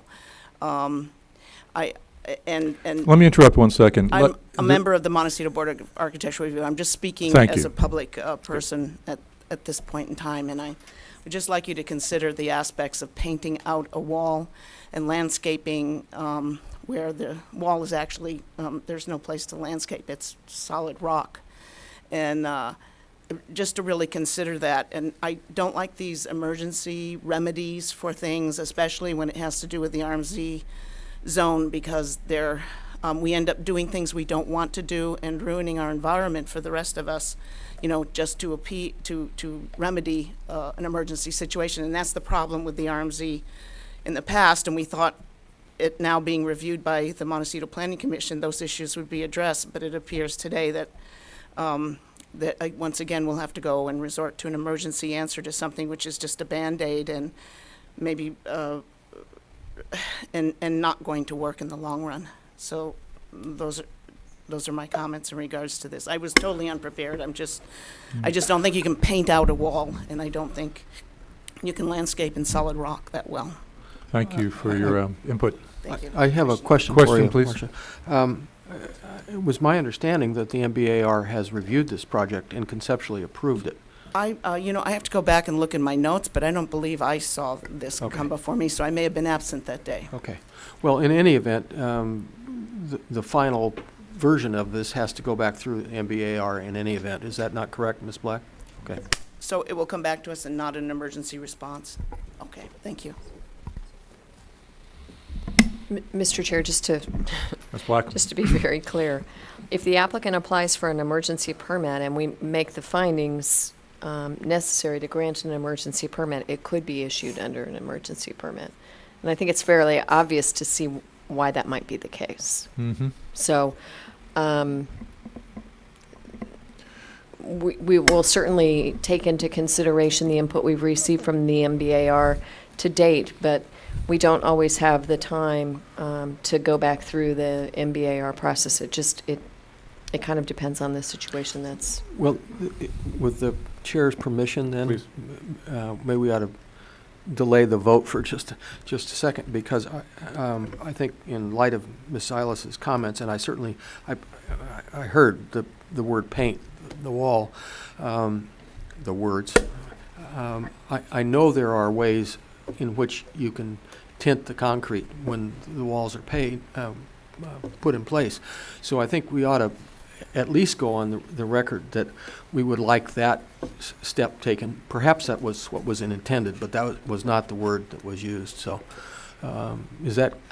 Yes, Mr. Chair, Commissioner, overall, it's sort of standard practice in accordance with the architectural guidelines that we request that walls be colored neutrally to match adjacent soil, and so we can change the word paint to color if you'd prefer that. And with regards to the landscaping, just to clarify, from public comment, the MBAR reviewed the project conceptually on January 28th, and they recommended landscape screening from both the top and the bottom, so perhaps something that came over the top. I was not in attendance at that meeting, but according to their minutes, that was the recommendation. And should the applicant apply for an emergency permit, those issues opined by MBAR and perhaps any we made would attach. The emergency nature doesn't preclude other aesthetic issues and landscaping issues. Mr. Chair, if we are presented with and approve an emergency permit for this wall, we would incorporate into the conditions the color tinting of the wall now. And we would require that the applicant go back to the MBAR to adequately address landscape screening to the extent that's possible, consistent with their recommendations before. Because remember, when we issue an emergency permit, we authorize work, and then they have to come back in and do the follow-up permitting, and that's when we would address landscaping issues. And that's when we would go back to the MBAR typically. So I don't think we'll catch what we need to catch, the coloring of the material used in the wall when it's installed, and then we'll address the landscaping subsequent. So we don't lose any oversight with the procedure. Mr. Chair, what you essentially lose is staff steps in and authorizes construction of the wall. You have to validate that As work, built, essentially. almost, yeah. As built, and you can further condition it At that with time. landscaping and architectural review. But it's unusual for staff to issue an emergency permit and the commission to refuse to validate the work. So that's where. Of course, we've never done that before, so you never know. That's where it gets a little bit, I think, Commissioner Burrows. difficult. On the issue of emergency permits, that is, of course, a case-by-case determination. And I see the justification, the rationale for, in case of health or safety issues. What is the criteria or guidelines that has been established for that, please?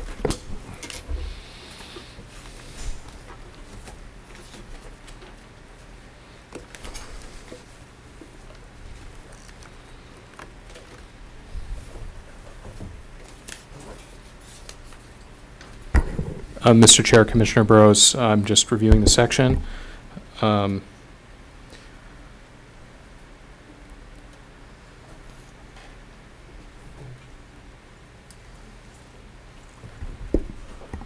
So the requirement is that the director first make all of the following findings before granting an emergency permit.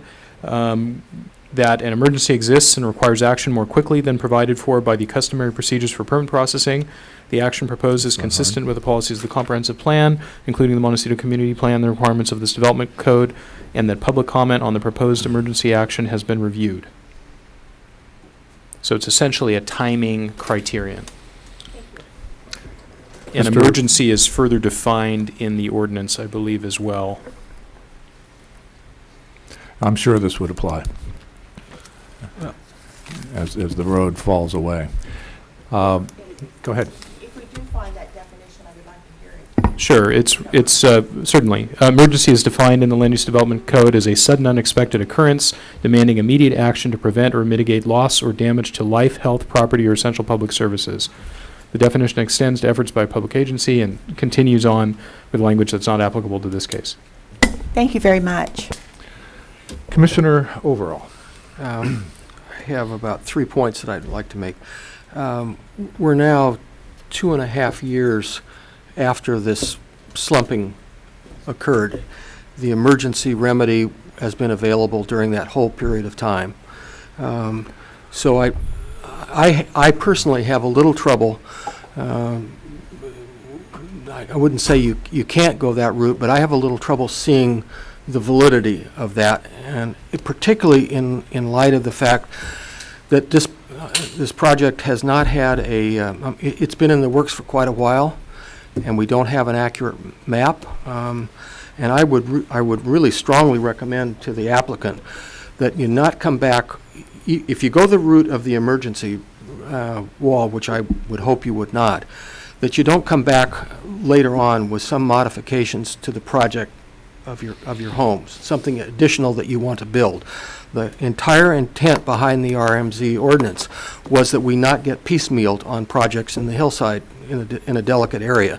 And so I would just offer that. I hope that that's not the case. Very good. Yes.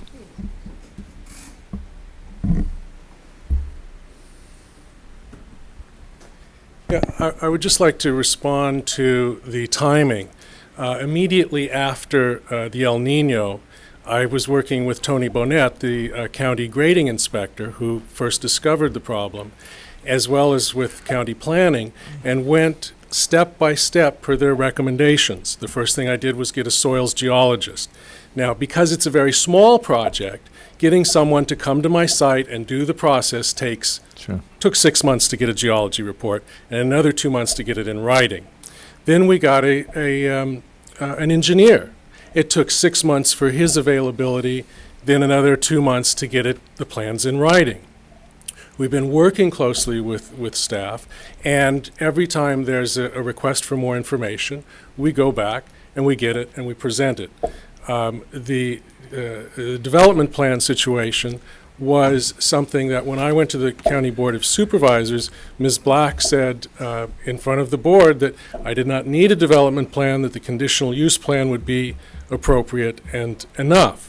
So the fact that we're here today with a plan that is incomplete and inaccurate, which I received on Monday, is not due to any failure on my part of complying step by step as requested. So the emergency still exists in that a big rain, I have no road. I have no road. I have to then dig into the mountainside and undermine the Edison access road.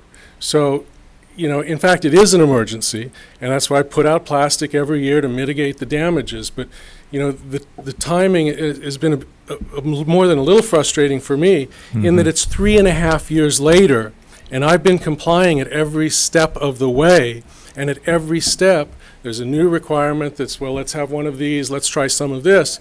And it's, that's where the 3.5 years have been. So I understand the reluctance of an emergency plan, and we didn't want to take an emergency permit because we knew that we'd have to go through all of this anyhow. So we were trying to put it in its logical, linear, progressive order and do it the way that it was recommended and suggested to us, and that's why we're here now. So if it gets to the point where it looks like we've got an El Nino, then we're going to be coming knocking on the door and say, look, we've got a problem. Indeed. And we need some support here. So Okay. that's it. Thanks. Thank you. One additional comment, Mr. McLaughlin. I understand frustration with process. Why it took quite as long, we don't need to go into. But the one thing I would say, the fact that you're going to be out of the country for 6 months doesn't seem to me that it stops you from hiring people to do an accurate development plan and having that Absolutely. submitted. So the process could go forward if you choose to. That's correct. If you don't, that's your choice. Right. But I would encourage you to But continue in the process. part of the reason that we've got an inaccurate plan is that I wasn't actively involved with it. So, but I do agree that we will be proceeding as we have been, and we'll like to go in a linear and progressive way. Okay. Thank you. Thank you. Any other questions for staff? We have a motion to continue and a second. All in favor? I don't think we have a motion to continue. We have a motion to drop it off the... Yes, I made the motion To drop it. to drop it down, and it would be scheduled at a later date for I'm sorry. consideration. So we clear on that, what we're doing? Okay, and we have a second. All in favor? Aye. All opposed? So carries. All right. Yeah, let's take let's find Commissioner Gottstanker, take a 5-minute break, and we'll be back.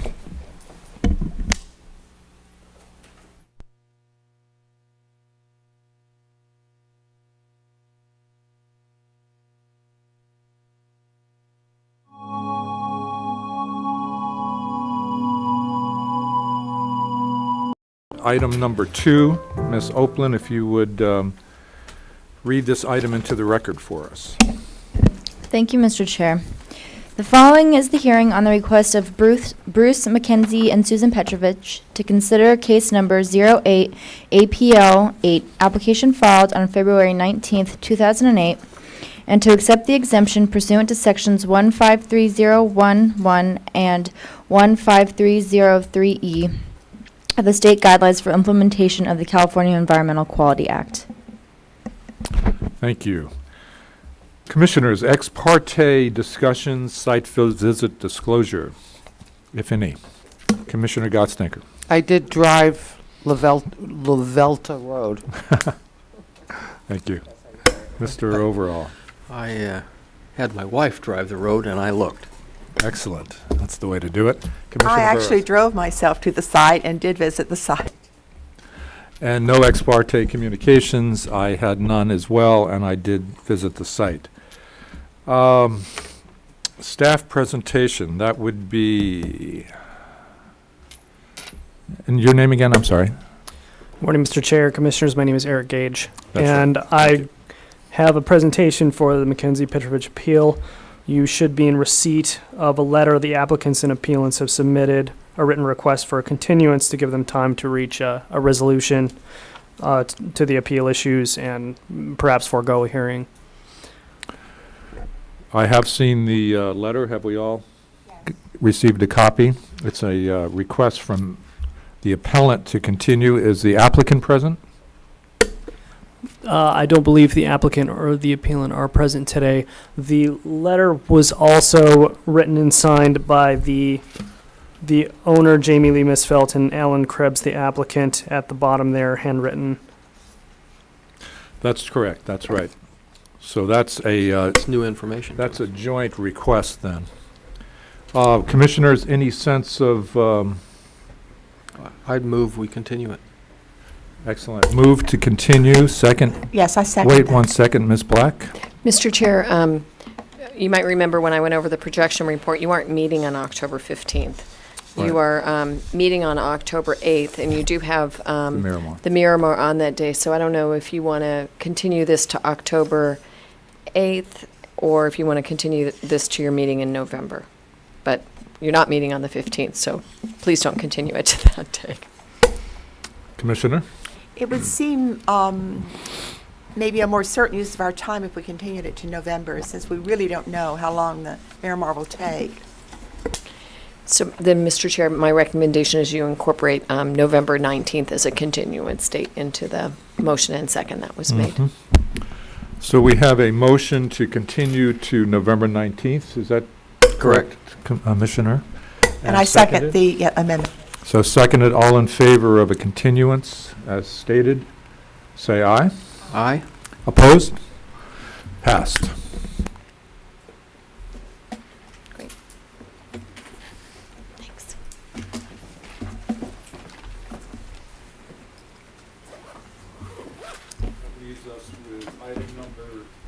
That leaves us with item number 3, a workshop on solar energy systems permitting options. And Ms. Black to introduce it.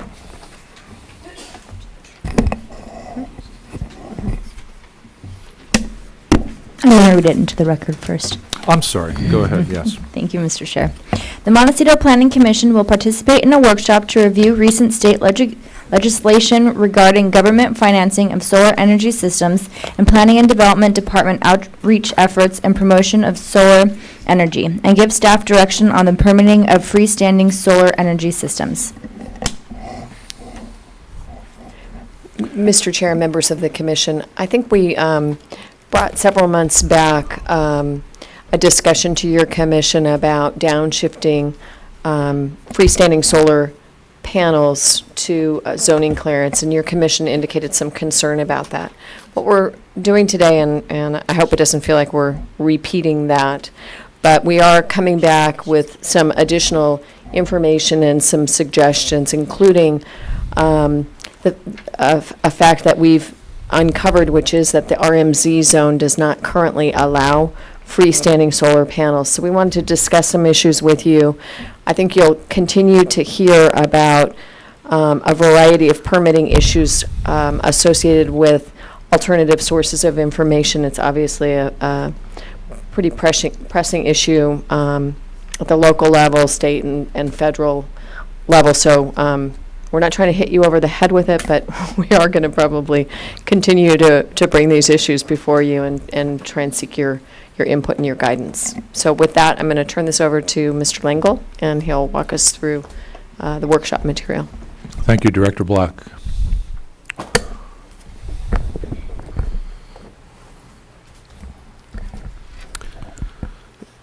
Thank you, Mr. Chair and members of the Montecito Planning Commission.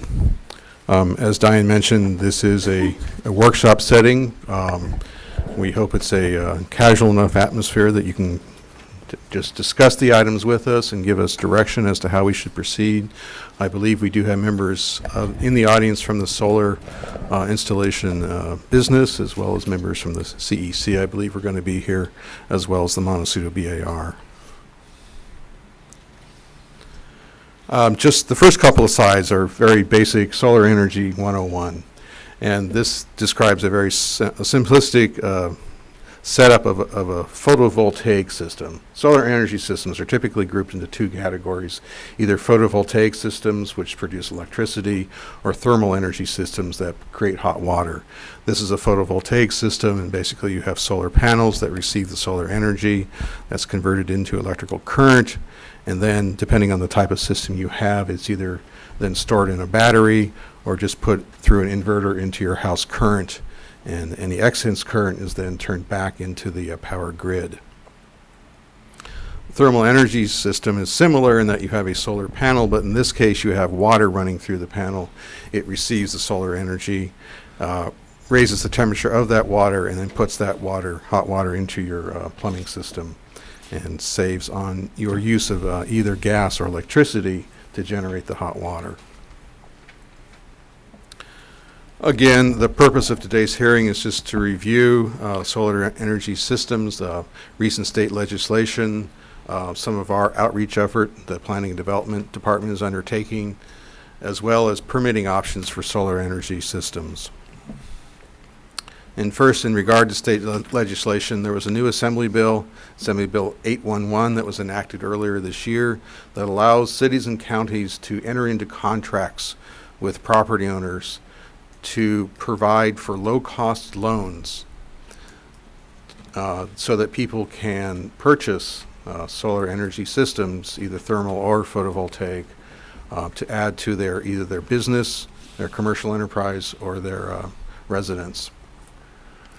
The City of Berkeley is in the process of implementing their program. Palm Desert has started their program already. Ventura County is conceptually supporting such a program, and Santa Barbara County CEO's office is presently pulling together information to take back to the board later this year to implement a program as well.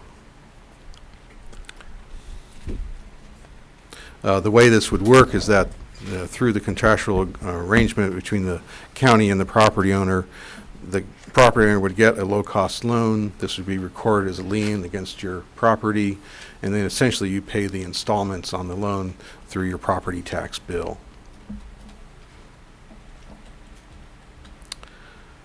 Oh, I should mention from the previous slide also, there's another Assembly bill working its way through the process, which is Assembly Bill 2789, which is not in regards to solar energy, but is in regards to wind energy systems. And this is a reenactment of a bill that was put in place several years ago, but was allowed to die. It had a built-in sunset date, requiring basically local jurisdictions to approve of small wind energy systems.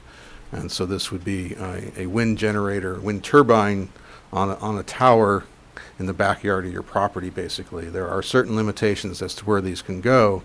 The property has to be at least an acre in size and has to be outside an urbanized area, but much of the Montecito planning area in the RMZ zone primarily would qualify under these standards. And what the state bill does, it sort of imposes minimum standards on the local jurisdiction, and any regulatory scheme we adopt has to comply with those standards. And if we fail to adopt any sort of a scheme, then that's all they have to deal with, is just the state standards. So just to let you know, this is currently in committee. It's gone through the first hearing. It's set for second hearing, and we are tracking it to see where it ends up. As far as Planning and Development Department outreach efforts, basically 3 different areas. One, we are in the process of updating a solar energy brochure that we've had available for some time, but we realized it was getting a little long in the tooth and needed to be relooked at given the recent advances in solar energy. That's attached to your staff report. That's still a draft, but basically it covers 3 basic areas: benefits of solar energy, what are the basic steps involved in installing a solar energy system, and then what resources you can go to get more information about solar energy systems. Second thing we are doing is through the Innovative Building Review Program, also known as IBRP, for people that meet certain goals that reduces or increases the efficiency of a house. They get certain points, and if they achieve a certain point level, then they get into different levels of reward, so to speak. Solar energy systems are one way to make those points, and if they do get into the levels where they achieve the rewards, they can get expedited processing for their building permit. There's also fee reductions that are available, and the gold standard is that if you hit the high level, then the Board of Supervisors will adopt a resolution congratulating you on your efficiency of energy design of your structure. As far as permit process streamlining goes, the Building and Safety Division has recently been working with the solar installers in the different departments of the county, and they've come up with a new timeline for granting permits for solar energy systems. Essentially now it's subject to a 10-day review process once you've submitted a complete application. So within 10 days, they will plan check your system, and if it's approvable, stamp it and send you out the door with your building permit to proceed with installation. One thing we'll be getting into on the next slides is then downshifting permit requirements. And as Diane mentioned, this may seem like a little bit of deja vu because we were just in front of you recently with another workshop on the similar subject. We heard your comments, and I believe, are coming back with some options for you to consider that may address those concerns. And lastly, as Diane also mentioned, currently only roof-mounted solar systems are allowed within the resource management zone because of the restriction on accessory structures. Within the resource management zone, a ground-mounted solar energy system is considered an accessory structure. It's not one of the list of permitted accessory structures, which, if you remember, is limited to pools, swimming pools, and water storage tanks. And so we're looking to guidance from you on whether or not we should add ground-mounted solar energy systems to the RMZ zone as a permitted accessory structure. I mentioned already the Building and Safety Division 10-day review process, and this covers both building permit and or electrical or plumbing permits, depending on the type of the system involved. A little bit of history, and going back to the state legislation, Assembly Bill 2473, which was adopted in 2004, contains some pretty strong language regarding the state's intent regarding solar energy. And basically, it is the intent to promote and encourage the use of solar energy systems and limit obstacles to their use. And again, the intent is to not allow local agencies to adopt regulations and ordinances that create unreasonable barriers to the use of solar energy systems, including design review for aesthetic purposes. So this is sort of the state regulatory framework under which we have to operate. And in response to this bill, we did amend the zoning ordinances a while back to remove the requirement for design review for solar energy systems. Again, for review, roof-mounted systems are currently exempt from any sort of a planning permit. They still need to have a building permit, of course. Ground-mounted systems, currently a land use permit is required, and as I previously mentioned, they're not currently allowed in the resource management zone because they are classified as accessory structures. So the choices again for review, land use permits require notice and have the appeal potential. Zoning clearances, there's no notice, there's no potential for appeal. So I just want to make sure that we have that in front of us as we're considering the options. Both are still required to comply with the zoning ordinance standards. So whether or not it's a zoning clearance or a land use permit you're processing, you still have to find that the development that's being proposed is in compliance with the zoning ordinance, and thus also by theory of overlying policies, frameworks, the comprehensive plan, including the Montecito community plan. So just because you're going through with a zoning clearance doesn't mean that the rules are relaxed. It's just that there's no notice or no appeal of that particular clearance. When this was before you previously, one of the reasons that you wish to retain the land use permit requirement for solar energy, for freestanding solar energy systems, was so that the neighbors would have notice of a proposal by somebody to put a solar energy system on their property, and that would give them a little bit of a leverage to interact with their neighbor, perhaps work on where the best location for that system so it wouldn't impact any of the neighbors.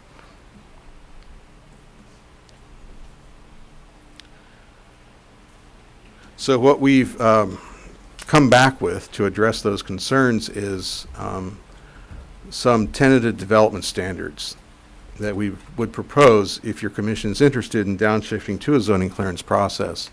A list of development standards that the solar system would have to comply with, and if it did comply with those development standards, then they would go through under a zoning clearance.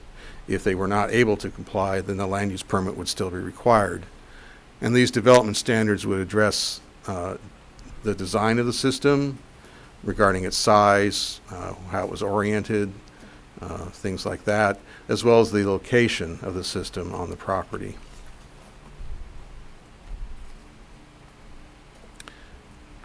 Again, in the resource management zone, because they are considered freestanding structures, they're not currently allowed.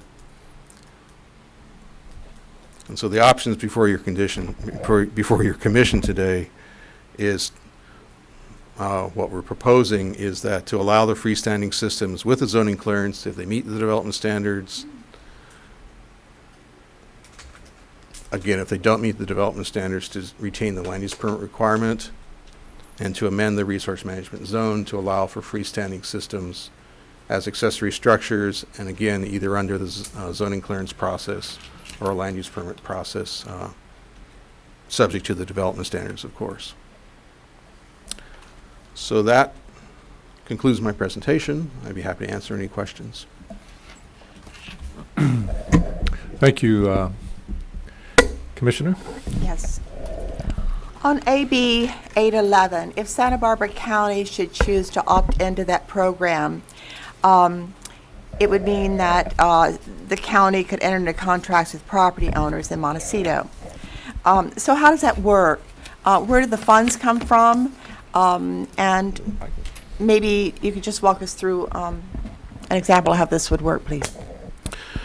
Mr. Chair and members of the commission, excellent question. That's one of the questions that the CEO's office is currently looking at, as to where would the funds come from for such a project.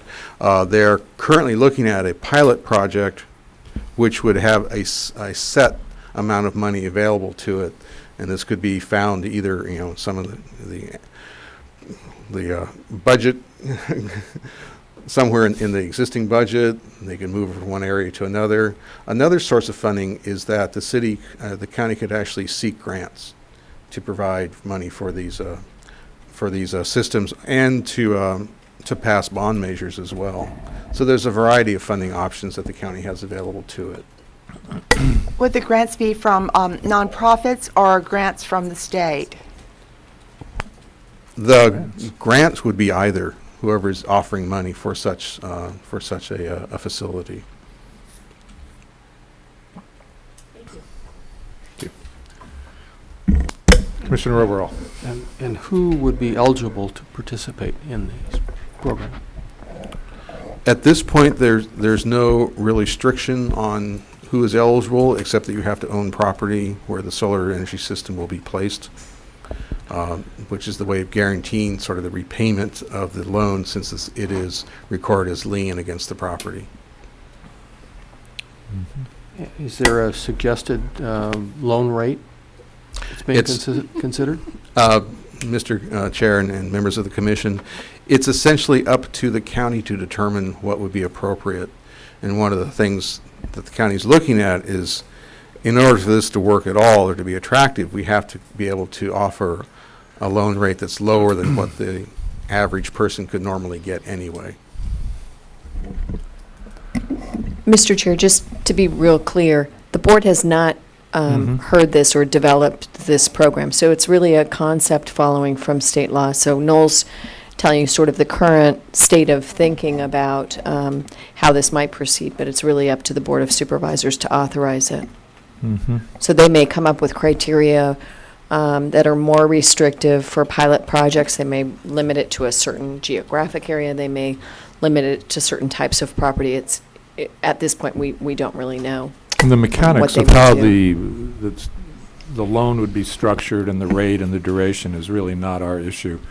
But land use is, and aesthetics is, and I recall that in the world of cellular structures, we are preempted from disallowing that, but we can jump in on aesthetic issues, and that seems to be gone from this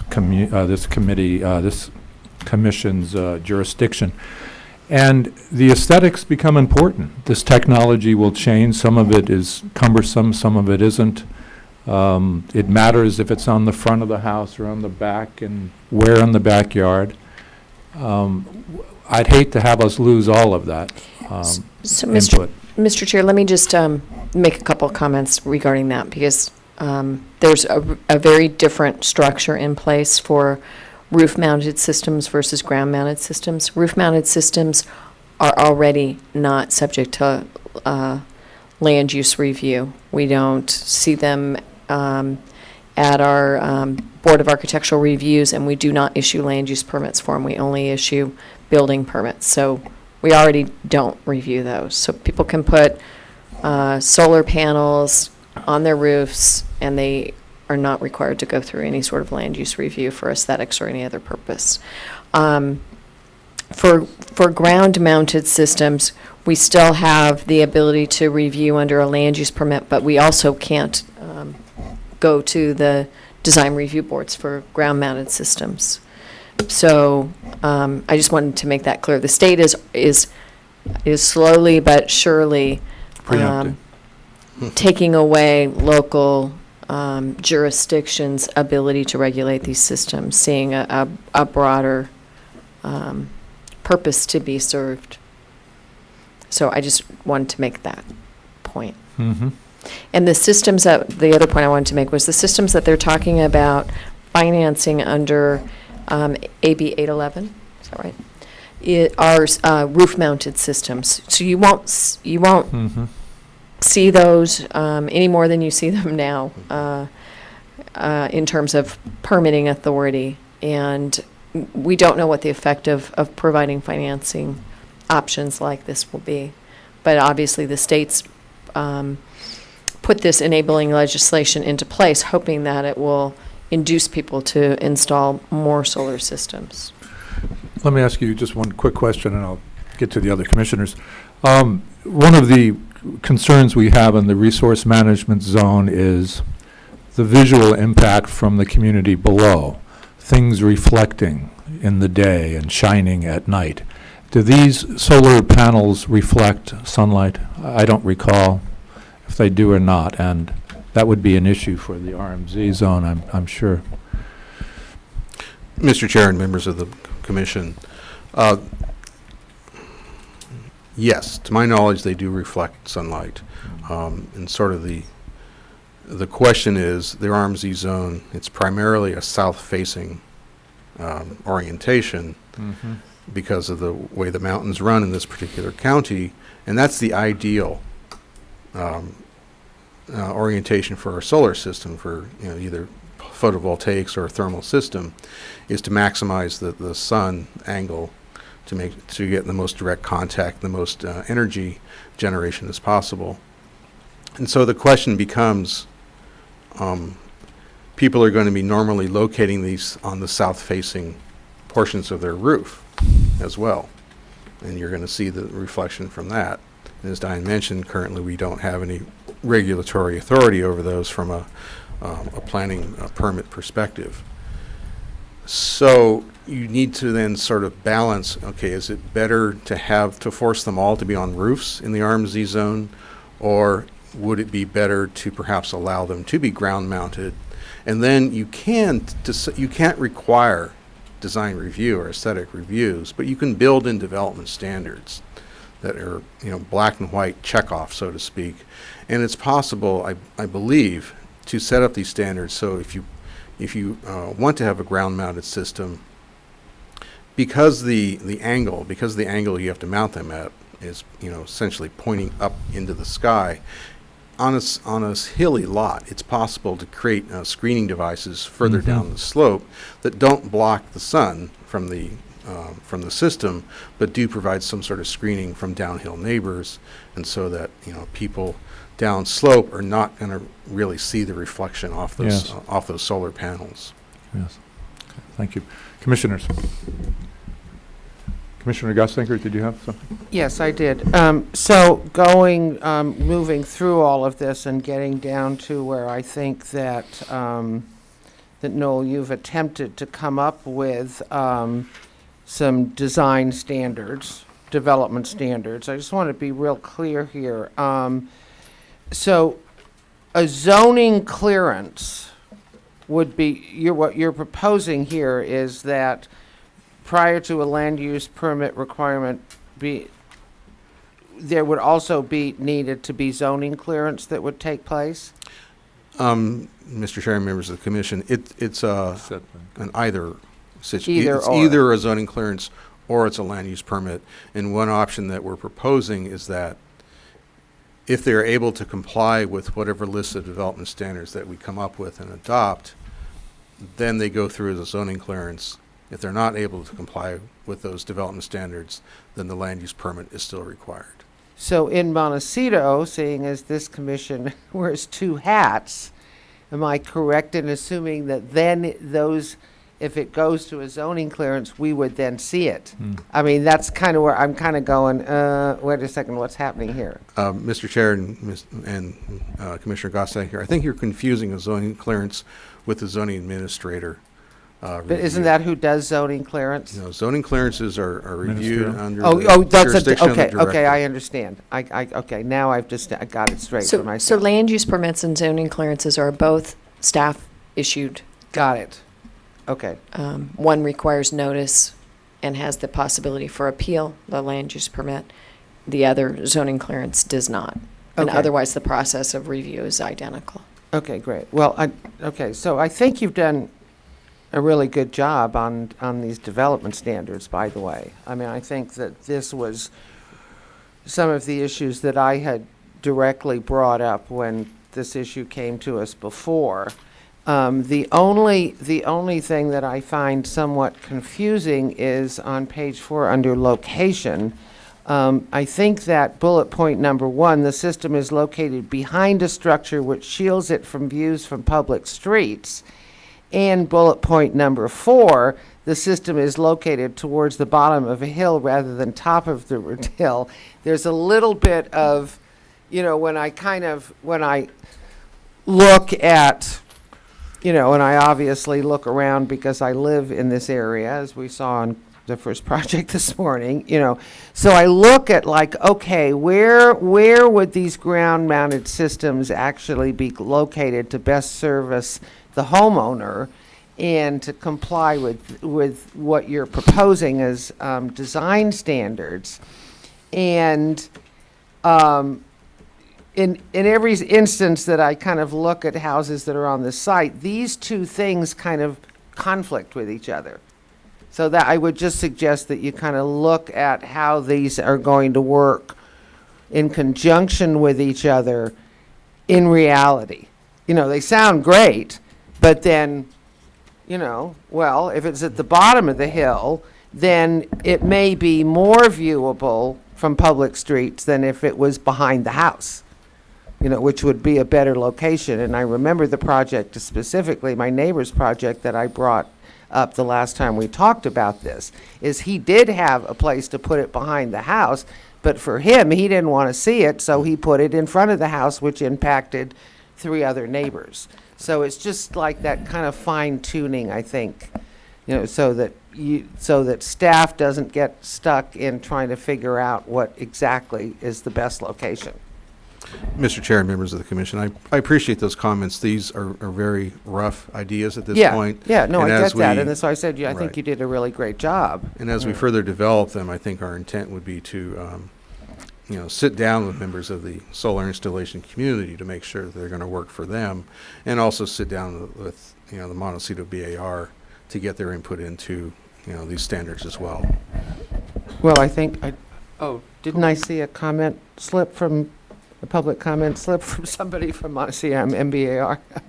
When we get to that, we might actually hear something about them. And then going on to the RMZ ground-mounted systems, I think, for me anyway, I probably would be recommending adding that as an accessory structure. Yeah.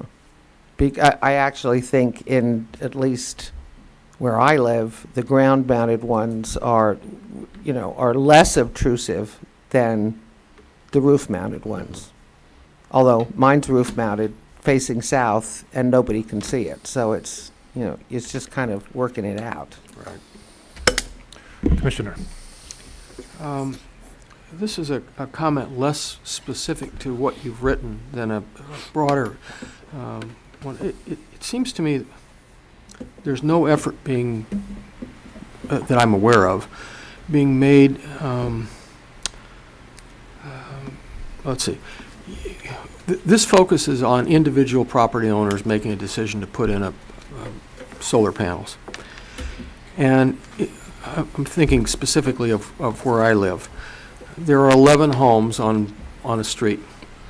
It seems to me it might make a whole hell of a lot more sense if we were pushing a program where those 11 homeowners banded together and put in one ground-mounted concentrating system that supplied all 11 properties, rather than populating the whole community with individual rooftop or ground-mounted solar panels. And I've seen nothing that would indicate to me that that's being considered or promoted or thought about even. And I'm just curious, has there been any discussion of that kind of approach? Is it beyond the scope of this commission to suggest that such a program might make sense?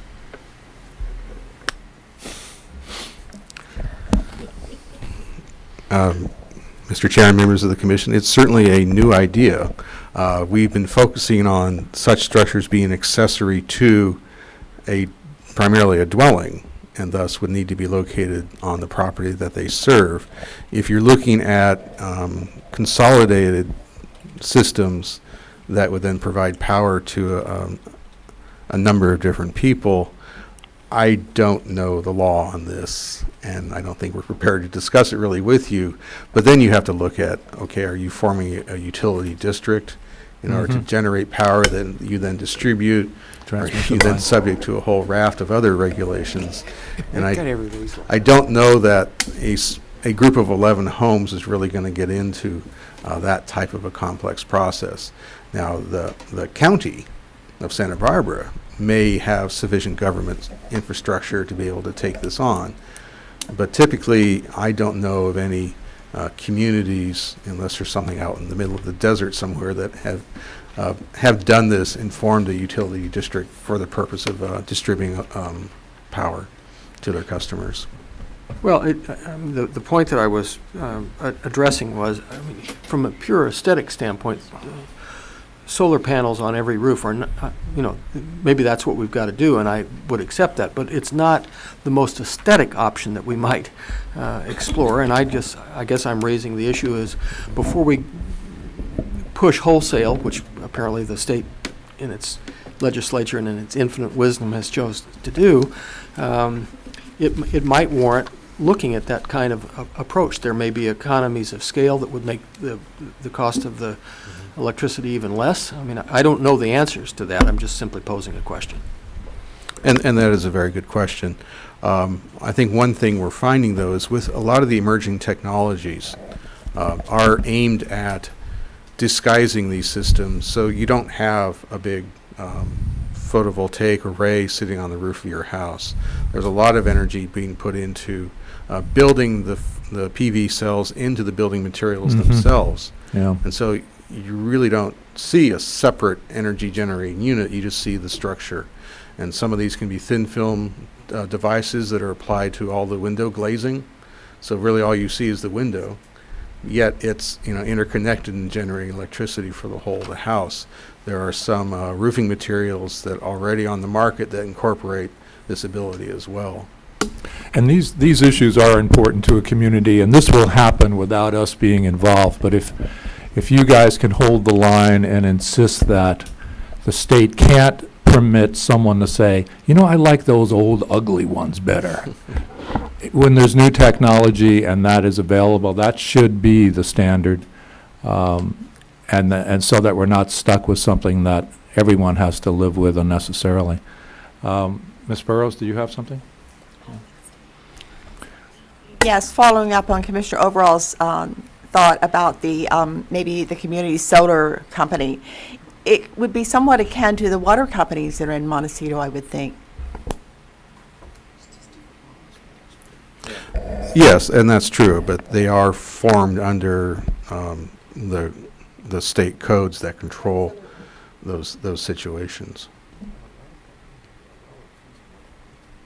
Mr. Chair, obviously, we'll be coming back to your commission if you direct us to continue to work on permitting freestanding solar panels in the RMZ zone district and developing some design standards. We'd be happy to look at the possibility of doing some small community systems and what that would mean. I haven't seen much in that regard. I've seen these large systems Noel's talked about, communities planning for those, but I haven't seen anything in between, and maybe that's an area that's developing. So we'll look into it. Jack has a lot of room on his property, I know. Well, how about, we got plenty up there. Are we comfortable with the proposed design objectives for the RMZ? Is that the input you'd like to get back from us?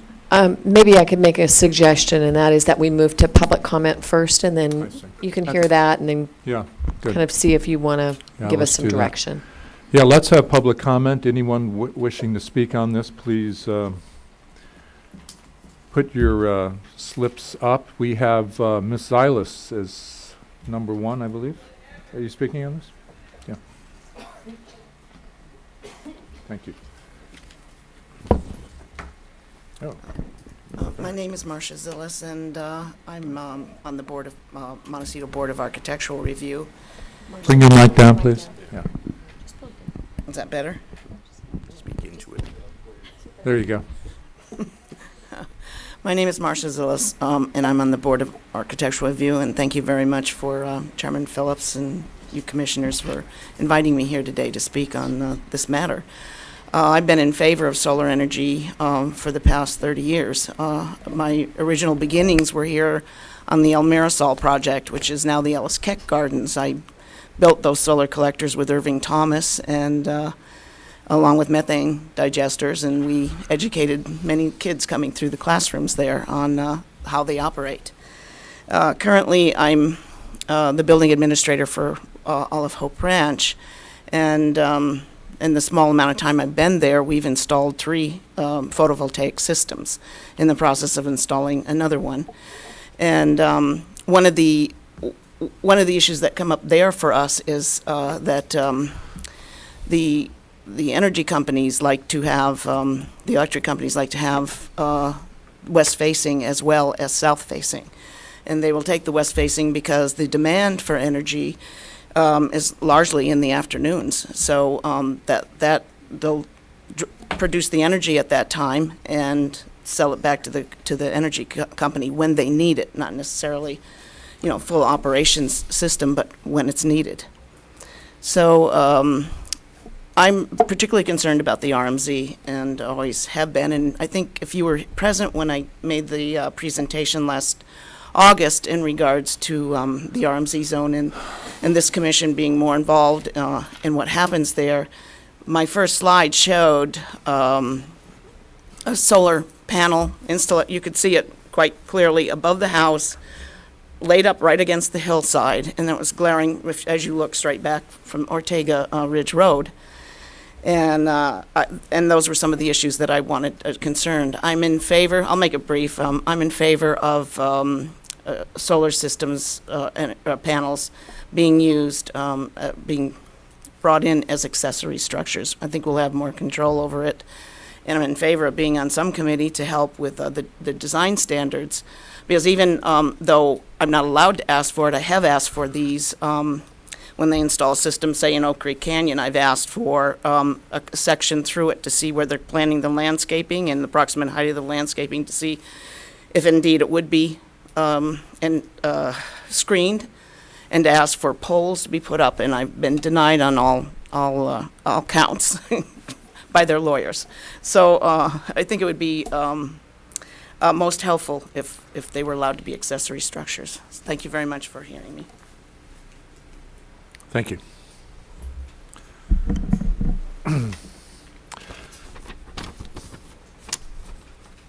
Megan Bierney.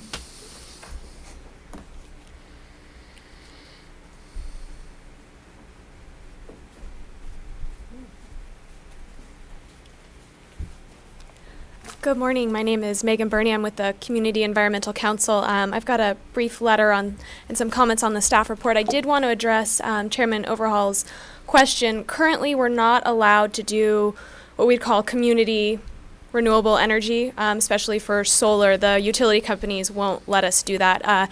In order to do that, the County of Santa Barbara would have to become a community choice aggregator, which is actually something our organization has been speaking with. And in that case, they would actually be responsible for buying and building energy for themselves and their residents. So if you are interested in pursuing this type of a zoning, then you would want to first look into becoming a community choice aggregator, and we've got more information on that if you are interested. But at this point in time, Southern California Edison is not going to let you put up a large solar project for 11 homes. So, in particular, we wanted to thank the staff for bringing this to the commission today. Solar is a huge opportunity. As some of you I'm sure know, we are focused on energy and climate change at the Community Environmental Council, and we think solar has got great potential to help break our dependence upon fossil fuels. The biggest challenge today for solar is upfront costs. There are some new financial systems like AB 811 and some local renewable energy companies who I think you'll hear from shortly that are doing their best to lower the upfront cost, but the average person still has a hard time affording solar. The community of Montecito represents an opportunity. Montecito community members want solar and they can actually afford it. They want large systems to decrease their dependence on fossil fuels, to hedge against rising electricity costs, and to reduce their impact on the climate. We request that you take the first steps by ensuring the economic well-being and quality of life that the community has come to expect by simplifying and streamlining the solar installation process. In particular, we encourage the Commission to amend the local guidelines to include the phrase "if feasible" on the location guidelines, the first and the second one, as it does on the fourth. The phrase is important because solar is dependent upon location and solar access. By limiting siting, aside from the basic height and setback requirements, there's a great risk that solar system will not produce adequate energy and will not become financially feasible. The Commission should also ensure that permitting of solar is streamlined both inside and outside the RMZ, both on rooftops and on the ground. The most efficient way to do this is to change to a zoning clearance instead of a land use permit, as long as the project meets those said requirements. While it's important to maintain the architectural integrity of our buildings, it is equally important to move away from the perception that solar is a visual blight and embrace it as one solution to our energy and climate change problems. We should expect every home to have solar and not limit our potential due to perceived aesthetics. We want to thank you again for having this conversation and look forward to continuing it in the future. Thank you. Ms. Bierney is with the Community Environmental Council. It's downtown. I'm sure you can find them, and they may have additional information on this. Mr. Palladini, Montecito Association.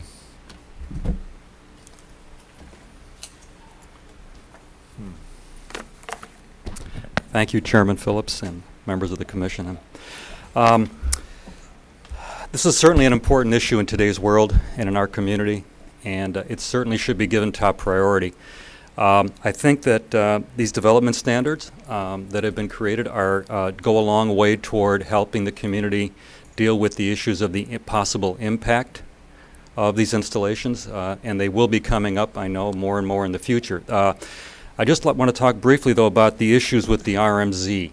And certainly on lower land areas, there is no problems. There tends to be much more screening on flatter sites in most of Montecito. The RMZ presents a particular problem because of its very steep slopes and high visibility. And once again, we're back up for a second. We will be having ongoing conversations about this as well at the association and through our land use committee and the board, and we'll be getting back to you as this conversation progresses. But my first take on this is that special care should be taken with RMZ. This is not necessarily saying that there should not be installations in that area. I think there should be. And certainly there's plenty of sunlight up there to take advantage of this. But that very fact also means that there's very little vegetative cover, natural vegetative cover up there, and there's likely to be a lot of visibility for some of these if they're not properly handled. So I will leave it up to you as to whether what kind of review this should have. I think these development standards, as I said, go a long way toward doing it if they can be enforced, particularly the landscaping of the framework underneath the structure, et cetera. I'm talking now about ground-mounted systems, but even the roof-mounted have a potential to reflect. And just one thing real quick is if you drive to the east end of Montecito Valley and look up into the foothills there, I believe it's in the Toro Canyon planning area, there is a very large array that's very vertical and faces dead south, and it's visible for miles and miles and miles. So I'd hate to think of the foothills looking like that all the way across. I don't think that would be the case. I just think that didn't particularly have any good planning behind it, but I'm hoping we could avoid that. So we'll be in touch as this moves on, and I think it's an important issue, and we look to your input on it. So thank you very much. Thank you. Mr. Luckett, Aaron Luckett, Jaron Luckett. Good morning and thank you. My name is Aaron Luckett. I'm with Akina Solar. I'm the residential and commercial design consultant for all the systems we do here. First of all, I'd like to really have you guys look at the RMZ zone because it does encompass a big area of any given property, and I am continually trying to find the appropriate location on any given property, especially in vegetative areas like Montecito where I can put my systems and make the production that makes them economically viable for my customers. If I have to hide them and tuck them and screen them, it doesn't make sense for people, and they won't offset these huge electrical bills. So I'd really consider it if you could please take this into account and help us help the environment. Thank you. Mr. Luckett, one question, please. Your objective is not only economic viability, but to maximize efficiency. Right. And you will go there over aesthetic considerations always, I would guess. You know, I happen to have some very aesthetic panels that are completely integrated and somewhat seamless connections. You know, I've seen bad installations. I've seen bad installations, and you know, people don't want to see those as much as I don't.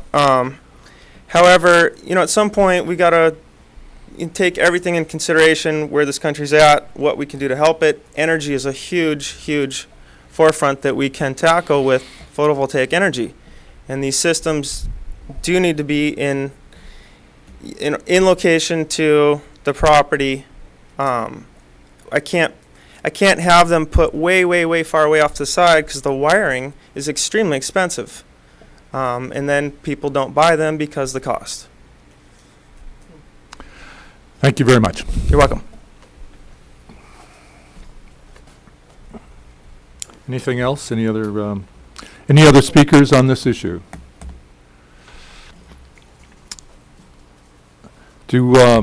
Do I need to officially close public comment, or is it understood that we can move on? Mr. Chair, it's a workshop, so you don't have to. Very good. Let's go back to the commissioners. Any comments on, I guess we're focusing on the RMZ issue in particular, and did I see your light, Commissioner Gottsdenker? Mr. Chair, I would suggest the RMZ issue and then just generally for ground-mounted systems in Montecito, the zoning clearance with development standard approach that Mr. Lingel's presented. Mm-hmm. Commissioner Gottsdenker. Going back to, Noel, some of your notation that there are, and then it came out again from the public speaker, is that if there could be any kind of wording put into the development standards that encourages, I guess, an applicant to look into the more aesthetically alternative materials. It seems like we, I know we can't require them to do that, but, if it's an either-or situation and there's something available, and I hate to keep bringing up my son's house in New Zealand, but I'm going to bring it up anyway, his entire roof is solar material. The entire 2,020 square feet of his roof has been roofed in some kind of material that is solar collects solar energy. Mm-hmm. And looking at the photographs that they send, I can't tell that it's just not, it looks like rolled roofing to me. It literally looks like, good old brown rolled roofing, and it's all solar, the whole roof. So I think there needs to be some language in the design, in these design standards that encourages applicants to look for, materials that are more aesthetic than the panels that I've got, for sure. I mean, I'm clear. I mean, I hate my panels, and, that's what provides me with my electricity, but, so I live with them, but, Yeah.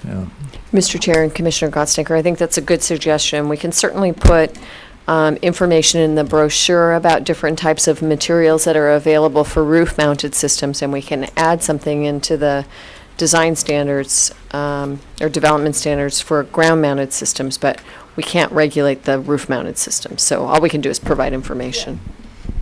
And this raises exactly the issue, and this technology is moving forward, and it's probably moving faster than we even realize. You're not going to be able to pick and identify and further a type of technology. I bet you can't do that.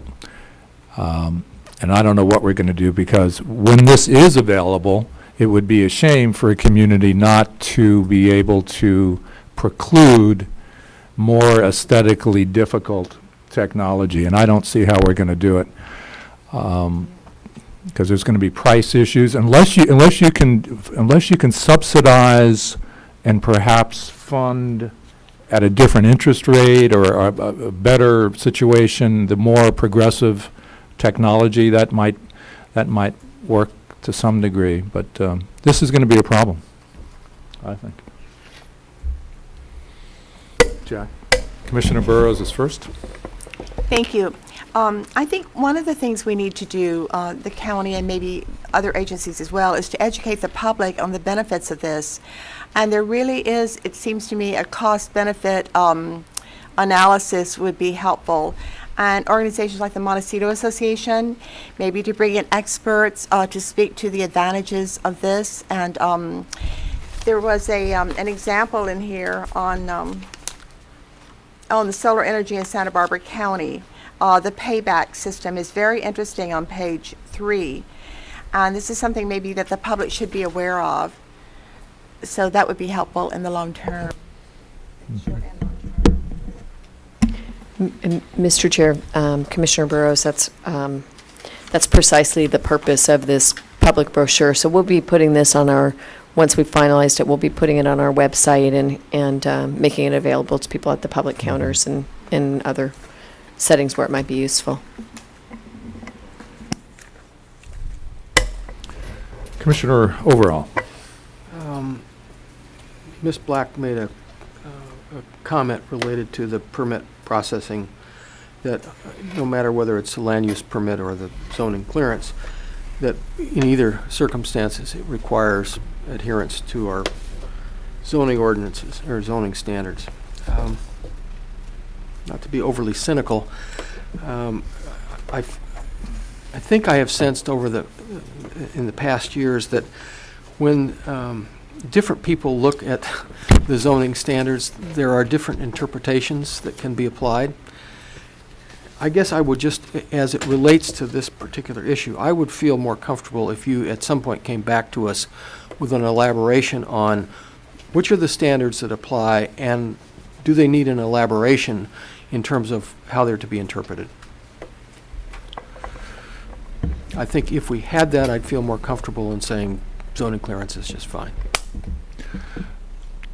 Yes, and I'd like to also have more information on how you can make a decision ministerially. I think that's where we're trying to get, without Mr. Luckett's input, which is going to say, nah, that's not going to work over there. It's got to be here. Certainly, he's an expert, and I'm not denigrating. He's gone. Okay, I could. Oh, you're not gone. I thought I could talk more freely about you, but you're here. But you see the problem. There's a maximum efficiency standard and a total community plus efficiency for the homeowner review, and it can't be one or the other, it seems to me. And if your procedures had some kind of independent analysis, that might give us a little more comfort, I think.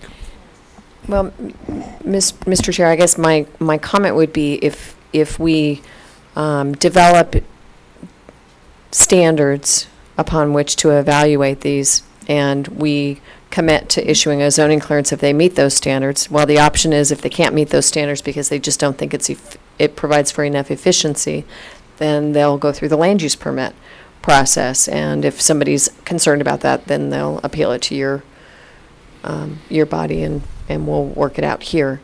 What I wouldn't want to do is I wouldn't want to create a burden that is so high that for every solar installation that's ground mounted, we're requiring them to design it with a professional and then have another professional review it and give us an indication of, it's 10% or 20% more efficient to have it here versus there. I think that's kind of the purpose of having these cut and dry standards. And then the homeowner and their professional can make a decision about whether they want to avail themselves of a simpler process or they want to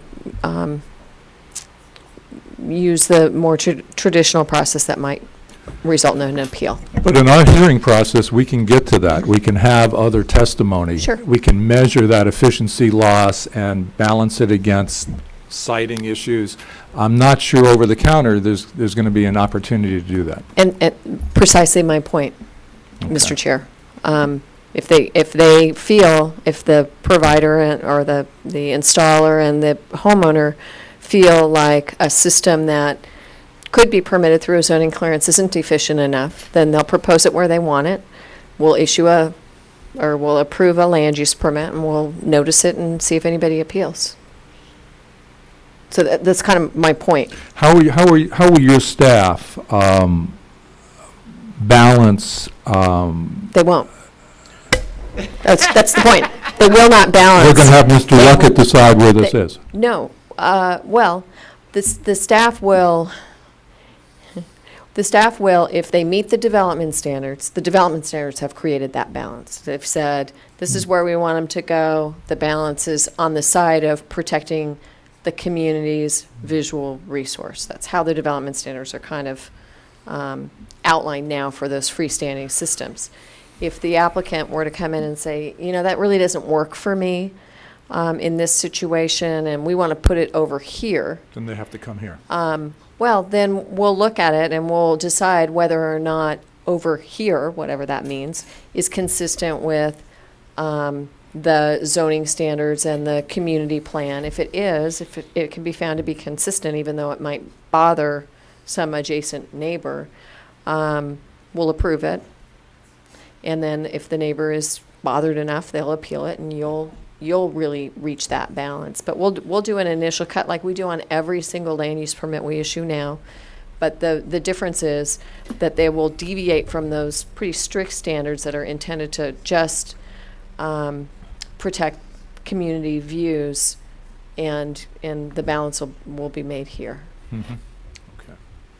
Mr. Does Overall. that help? I'm just going to make one rather cynical remark. We have That's we two have in a row. enough trouble getting it right when we're dealing with multi-million-dollar homes. And then we're talking about a $50,000-$60,000 solar installation. The amount of time and energy that's going to be spent on it is going to be, we just have to do the best we can in writing the standards. Mm-hmm.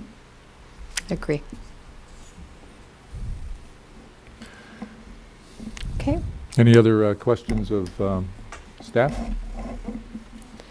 Well, Mr. Chair, the way I'm interpreting the commission's comments, and we don't need nor really should we seek to get your consensus, the way I'm interpreting it is there's some interest in moving forward and allowing solar, freestanding solar systems in the RMZ zone, and there's some interest in pursuing a zoning clearance path with appropriate development standards. And so I think we'll Continue on move that. forward with that, and probably the next time you'll see this is when we come back with some ordinance language, and we'll see if we've addressed the commission's concerns. And we will definitely come back and tell you how we would review these and what standards we'll evaluate. Terrific.